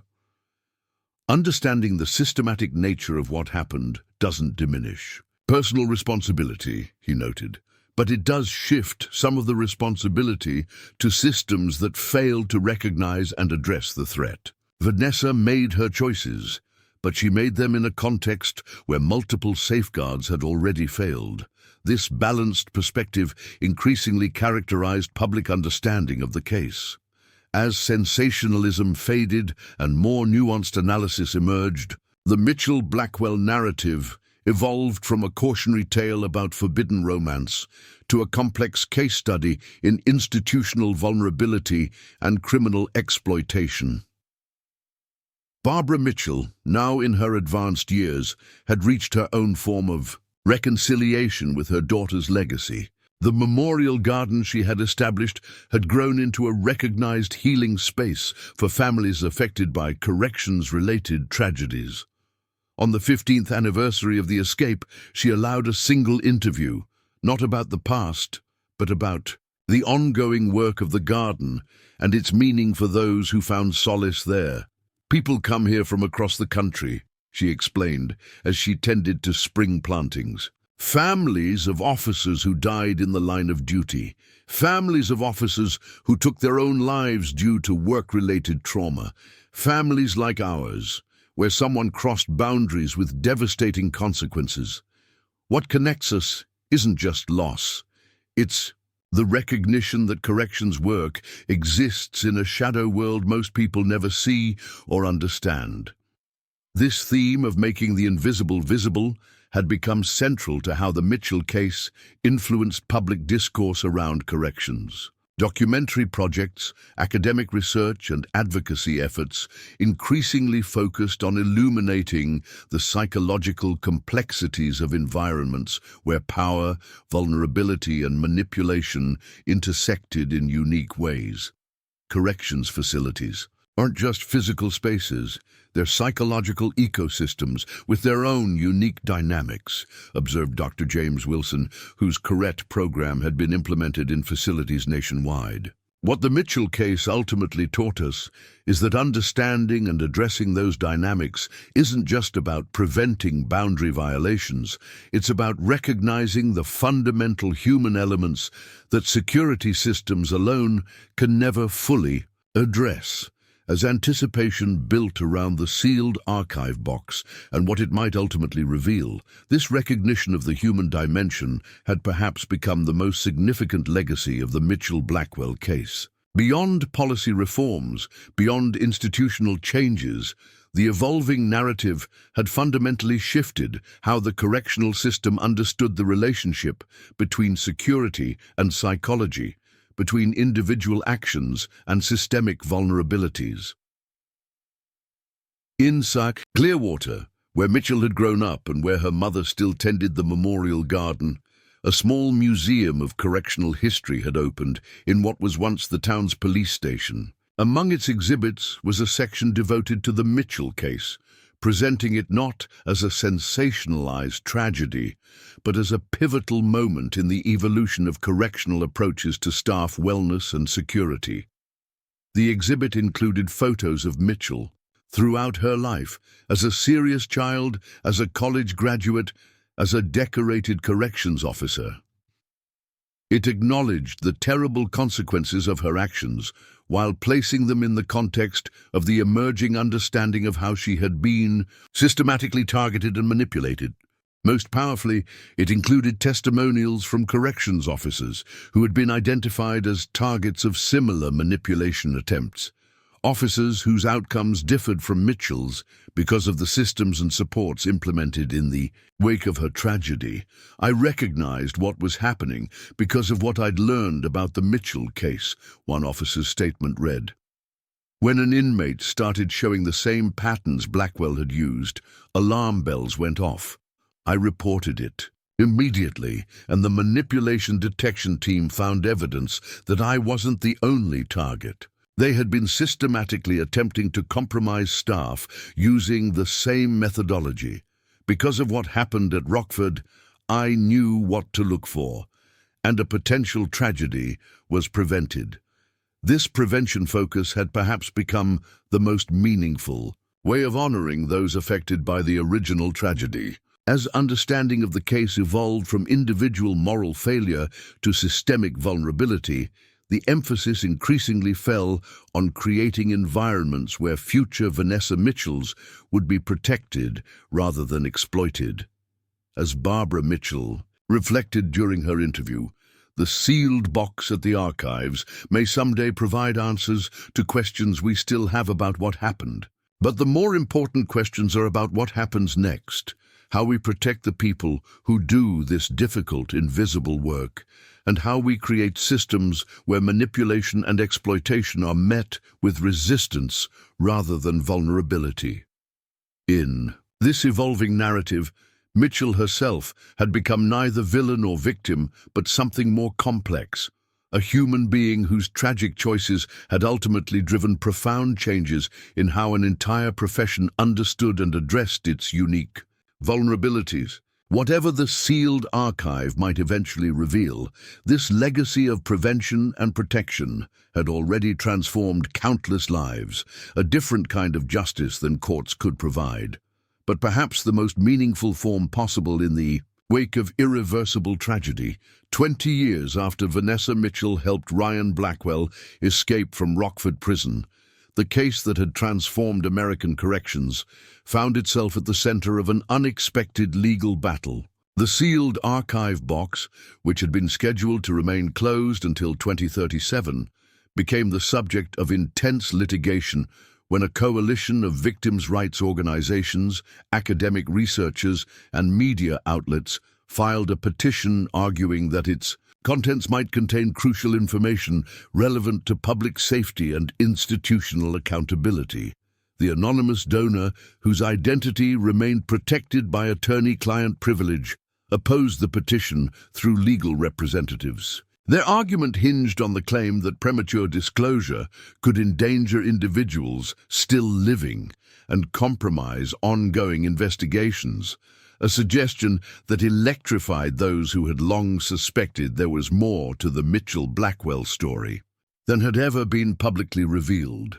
As the legal proceedings unfolded in Pennsylvania courts, they coincided with another significant development: the deathbed confession of William Hargrove, a former high-ranking member of the East Side Syndicate, a criminal organization that had controlled much of Philadelphia's drug trade during the period when Blackwell had worked as a nightclub bouncer between his incarcerations.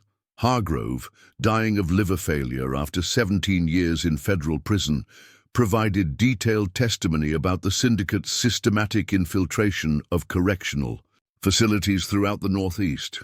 According to Hargrove, Blackwell had been recruited specifically because of his psychological acumen and manipulative abilities, with Mitchell identified as a primary target after extensive background research revealed vulnerabilities in her personal history and professional situation. "We had people inside and outside the system," Hargrove stated in testimony provided to federal prosecutors in exchange for certain considerations for his family. Guards on payroll, administrators looking the other way, and operators like Blackwell working to establish new access points. Mitchell wasn't special, she was just the one who broke when pressure was applied in the right places. This testimony aligned with the financial evidence Martin Goldstein had uncovered years earlier, providing names and specific details about the network that had funded Blackwell's operation. Perhaps most significantly, Hargrove revealed that the syndicate's prison infiltration program had continued long after Blackwell's death, adapting its methodologies based on lessons learned from the Mitchell case. "When Mitchell and Blackwell made headlines, we didn't shut down, we evolved," Hargrove explained, "changed our approach, focused on less visible targets, used more intermediaries. The attention in that case actually helped us refine our methods, made us more sophisticated about how we established and maintained control points within the system." This revelation prompted immediate concerns about ongoing vulnerabilities in correctional facilities nationwide. The Department of Justice expanded the mandate of the Correctional System Integrity Task Force, allocating additional resources to identify and disrupt prison infiltration operations, similar to what Hargrove had described. The Mitchell-Blackwell case wasn't an endpoint but a waypoint, noted Task Force Director Ramon Vasquez during congressional testimony seeking emergency funding. Jacitel Desi, "We're not dealing with isolated boundary violations, but with sophisticated operations specifically designed to penetrate our correctional infrastructure. This represents a national security concern requiring a coordinated federal response." Congress responded with the Correctional Security Enhancement Act, which established a specialized division within the Bureau of Prisons focused exclusively on countering systematic attempts to compromise correctional facilities through staff manipulation and corruption. The legislation included unprecedented funding for staff psychological support services, recognizing that officer wellness and system security were inseparably linked. 2 decades after Mitchell helped Blackwell escape, her case is still reshaping how we approach corrections security, observed Senator Elizabeth Carrington, who had championed the legislation. "The difference is that we now understand we're not just preventing individual tragedies, we're defending critical infrastructure against organized criminal penetration." This reframing of correctional security as a national security issue represented a fundamental shift in how the public and policymakers understood the significance of cases like Mitchell-Blackwell. What had once been portrayed primarily as a personal and professional boundary violation was increasingly recognized as a manifestation of systemic criminal exploitation of institutional vulnerabilities. This evolving understanding informed the court's eventual ruling on the sealed archive. After 18 months of legal wrangling, Judge Melissa Rodriguez ordered a modified disclosure. The box would be opened and its contents reviewed by a special master who would determine what information could be safely released to researchers and what must remain sealed to protect ongoing investigations or vulnerable individuals. The opening of the archive, conducted under strict security protocols at the Pennsylvania State Archives, revealed a collection far more extensive than anyone had anticipated. The anonymous donor had preserved thousands of pages of documents, digital records, and physical evidence related not just to the Mitchell-Blackwell case, but to a broader pattern of correctional infiltration spanning more than 2 decades. Among the most significant items was a handwritten journal attributed to Frank Donovan, the corrections officer who had admitted to disabling security cameras and falsifying maintenance requests prior to the escape. The journal detailed not only his involvement in the Mitchell-Blackwell case, but his role as a long-term embedded asset for the East Side Syndicate, strategically placed to facilitate operations within Rockford and other facilities. "Mitchell never knew about me," Donovan wrote in an entry dated 6 months after the escape. "That was essential to the operation. She believed she was acting independently, making her own choices about Blackwell. She never realized she was being maneuvered into position from multiple angles, not just by Ryan, but by the entire environment we had carefully constructed around her."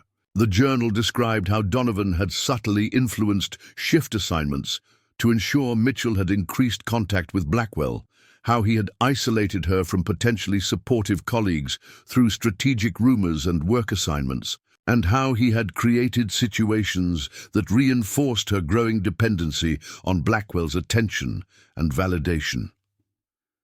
The art of it was making her believe she was in control, even as her options narrowed, Donovan wrote.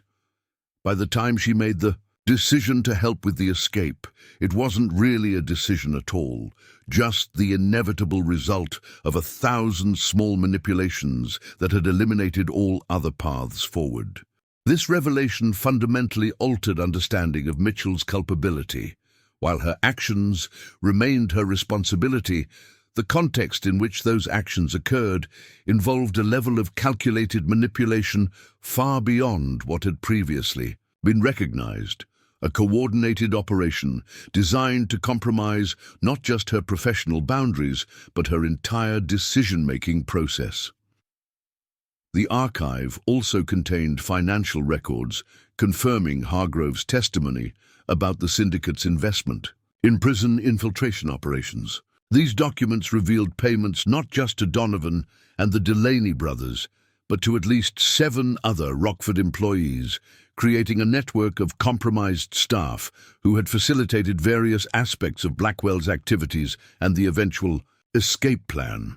Perhaps most surprisingly, the archive included evidence suggesting that Heather Maxwell, who had portrayed herself as another victim of Blackwell's manipulation, had actually been recruited into the operation before ever meeting him. Bank records showed she had received payments from syndicate-connected accounts for nearly a year before beginning work at Rockford, indicating she had been deliberately placed to serve as an additional access point. "Maxwell was our insurance policy," Donovan wrote. "If Mitchell proved too resistant or attracted too much attention, we had a backup already in position." Blackwell was exceptional at managing both relationships simultaneously, keeping each woman believing she had a unique connection while ensuring neither became fully aware of the other's role. This revelation prompted a review of Maxwell's reduced sentence and early release, with prosecutors filing motions to revoke her parole based on evidence that she had provided materially false testimony during her original plea negotiations. Maxwell, who had established a new identity after her release, disappeared before authorities could locate her for questioning, a development that only reinforced suspicions about her true role in the operation. Beyond these specific revelations, the archive provided a comprehensive overview of how criminal organizations had systematically targeted correctional facilities as both operational bases and revenue sources. Detailed records showed how infiltration operations had evolved in response to security enhancements, with approaches becoming increasingly sophisticated and psychological in nature. What we're seeing is the emergence of a specialized criminal, expertise in institutional penetration, explained Dr. Rebecca Sinclair, who had been granted access to selected archive materials for academic research. These organizations have essentially developed a methodology for identifying and exploiting structural and human vulnerabilities in closed systems, not just prisons, but potentially any secure institution. This assessment prompted broader national security concerns beyond corrections. Experts in critical infrastructure protection began examining whether similar methodologies might be employed against other sensitive facilities, from energy plants to transportation hubs to government institutions. The Mitchell-Blackwell case, once viewed primarily as a corrections issue, increasingly informed discussions about asymmetric threats to national security. What makes these operations so dangerous is their patient, incremental approach, noted Homeland Security Advisor Jameson Carter during a closed-door briefing with congressional leaders. They don't attack systems directly. They gradually reshape the human environment until resistance crumbles from within. Traditional security measures focused on physical barriers and access controls are insufficient against this type of threat. This recognition drove the development of new security paradigms focused on psychological resilience and manipulation resistance. The institutional integrity framework, initially developed for correctional settings based on lessons from the Mitchell case, was adapted for implementation across various critical infrastructure sectors. The framework emphasized not just physical security, but the human elements that could either strengthen or compromise system integrity. The most sophisticated physical security in the world is ultimately operated by human beings with human vulnerabilities, explained framework developer Dr. Eleanor Sanderson. What the Mitchell-Blackwell case and its aftermath taught us is that protecting those human elements is as essential as any technological or procedural security measure. For those personally connected to the case, the archive revelations brought a complex mix of emotions. Daniel Mitchell, who had dedicated his career to corrections reform after his sister's death, found both validation and renewed grief in the evidence of how thoroughly she had been manipulated. Learning about the extent of the operation targeting Vanessa doesn't erase her responsibility, he acknowledged during an interview for a documentary examining the archive's revelations. But it does place her actions in a context that makes them more comprehensible. She wasn't just corrupted. She was systematically compromised by an operation specifically designed to exploit her particular vulnerabilities. This nuanced perspective increasingly characterized public understanding of Mitchell's role.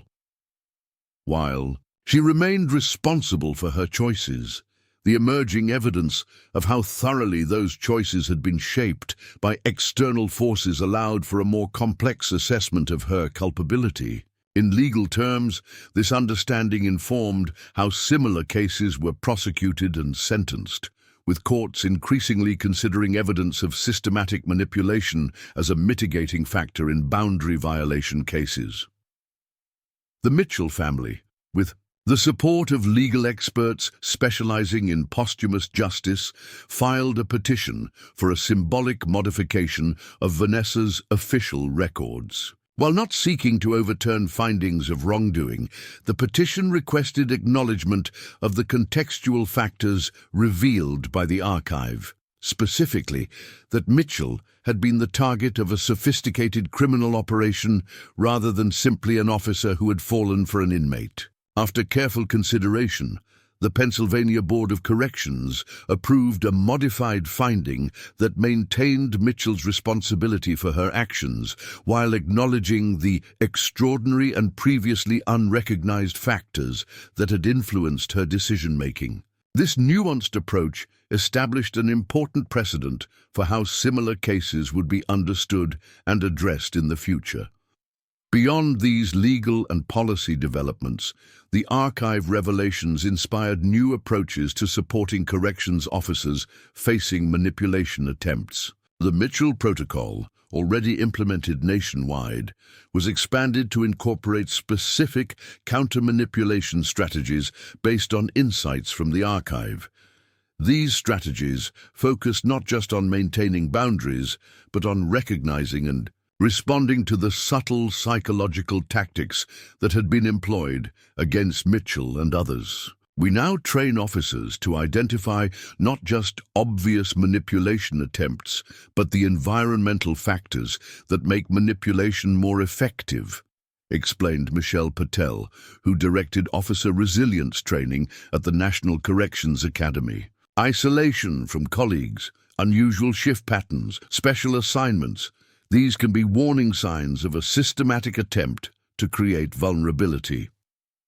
Officers learn to recognize not just when they're being manipulated directly, but when the conditions around them are being manipulated to make them more susceptible. This sophisticated understanding of manipulation dynamics represented a significant evolution from earlier approaches focused primarily on maintaining professional distance.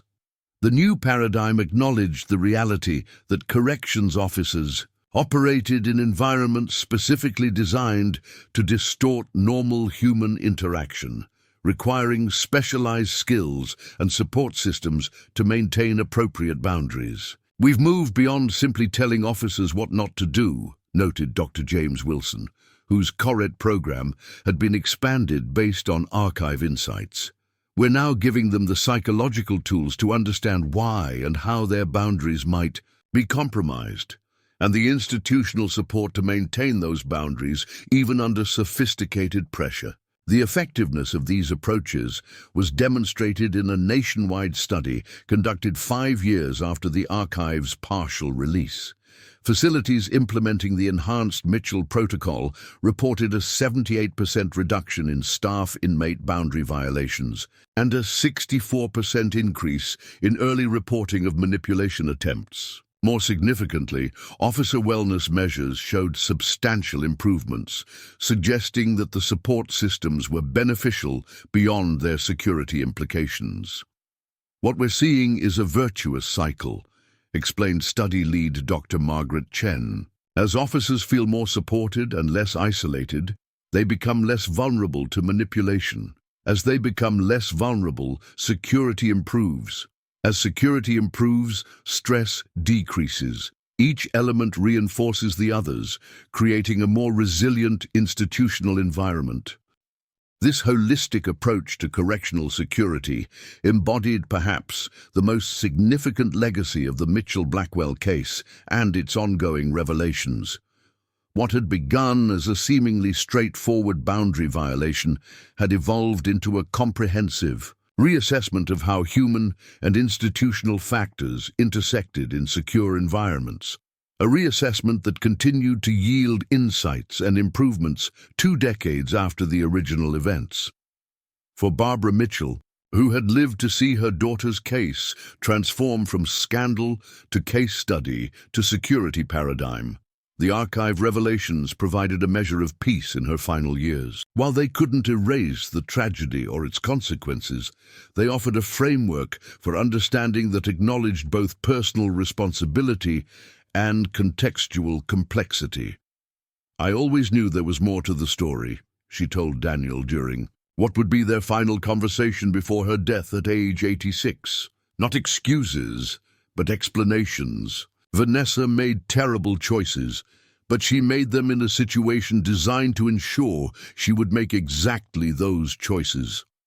Understanding that doesn't bring her back, but it helps me make sense of how the daughter I raised became the person in those headlines."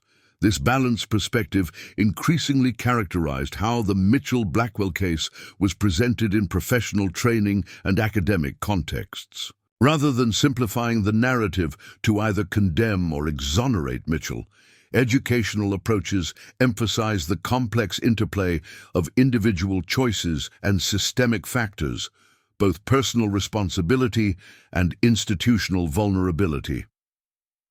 At the National Corrections Museum in Washington, D.C., a permanent exhibition titled Boundaries and Vulnerabilities, the Mitchell-Blackwell Case in Context, presented this nuanced understanding through interactive displays and first-person accounts. Visitors could explore the various factors that had converged in tragedy: Mitchell's personal background, Blackwell's manipulation tactics, the institutional environment at Rockford, and the broader criminal operation revealed by the archive. The exhibition's centerpiece was a timeline that traced not just the events leading to the escape, but the 20-year evolution in understanding that followed, from initial sensationalism through increasingly sophisticated analysis to the comprehensive reassessment prompted by the archive revelations. This presentation acknowledged both the tragedy of what had occurred and the valuable insights that had emerged from its ongoing examination.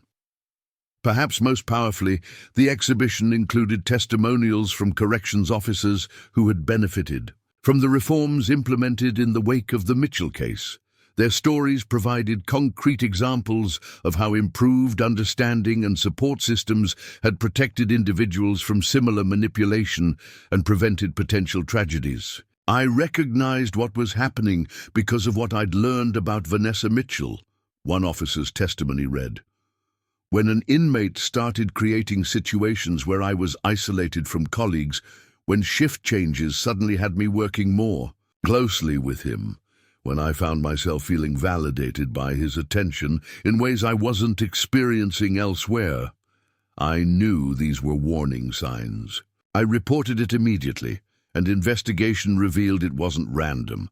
I was being systematically targeted using the same methods that had been used against Mitchell. These success stories represented the most meaningful legacy of the Mitchell-Blackwell case. Not just lessons learned, but tragedies prevented, vulnerabilities addressed before they could be fully exploited. As understanding of the case continued to evolve, its significance increasingly lay not in what had happened, but in what was now being prevented from happening. 20 years after Mitchell and Blackwell disappeared from the education wing of Rockford Prison, the sealed archive had transformed a story of individual tragedy into a blueprint for institutional resilience. The case that had once been presented as a cautionary tale about forbidden romance had become something far more significant, a foundation for protecting both the people who worked within secure institutions and the integrity of those institutions themselves. In correctional facilities across the country, officers beginning their shifts passed under entrances bearing a simple motto that had emerged from the decades of research and reform following the Mitchell case. Security begins with support. This philosophy, that protecting institutions required first protecting the people who maintained them, represented the enduring legacy of a tragedy that had evolved from scandal to case study to security paradigm. As Andrea Cooper reflected during the dedication of a new officer wellness center bearing her sister's name, Vanessa's legacy isn't found in what she did, but in what her story has prevented others from experiencing. Every officer who recognizes manipulation before boundaries are crossed, every institution that identifies vulnerability before it can be exploited, every tragedy that doesn't happen because of what we've learned, that's where her story continues. This perspective acknowledged both the irreversible reality of what had occurred and the ongoing value of what had been learned from it. A balanced approach that honored both the victims of the original tragedy and those who had been protected by its lessons. In this way, the Mitchell-Blackwell case had transcended its origins to become something more meaningful, not just a notorious chapter in correctional history, but a continuing source of insights that protected lives and institutions 2 decades After the events themselves had concluded, as the legal battles over the remaining sealed portions of the archive continued, and as new revelations periodically emerged to deepen understanding of the case, this protective legacy remained the most significant measure of how a tragedy had been transformed into something valuable, not through erasure or excuse, but through the patient, persistent work of learning, reforming, and preventing. In Clearwater, where Mitchell had grown up and where the community garden her mother had established continued to flourish under the care of local volunteers, a simple stone marker captured this perspective. It bore no dates or dramatic inscriptions, just a quiet acknowledgement of how understanding had evolved across 2 decades. From what happens to what prevents, the journey from tragedy to protection. This evolution, from individual scandal to systematic understanding to institutional transformation, represented the true arc of the Mitchell-Blackwell story. What had begun with a forbidden relationship between a corrections officer and an inmate had become a comprehensive reassessment of how secure institutions functioned and how their human elements could be either vulnerabilities or strengths.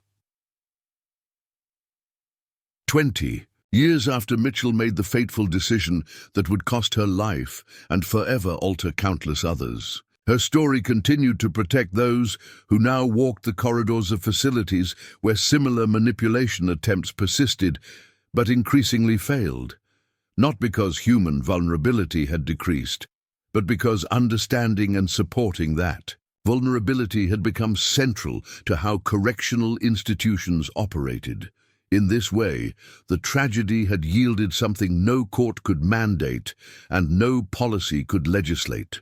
A fundamental shift in how an entire profession understood and addressed the complex interplay of power, vulnerability, and manipulation that defined its daily reality. Beyond headlines, beyond sensationalism, beyond simple narratives of villain and victim, the Mitchell-Blackwell case had become a foundation for protecting those who worked in environments where protection was often most needed but least available.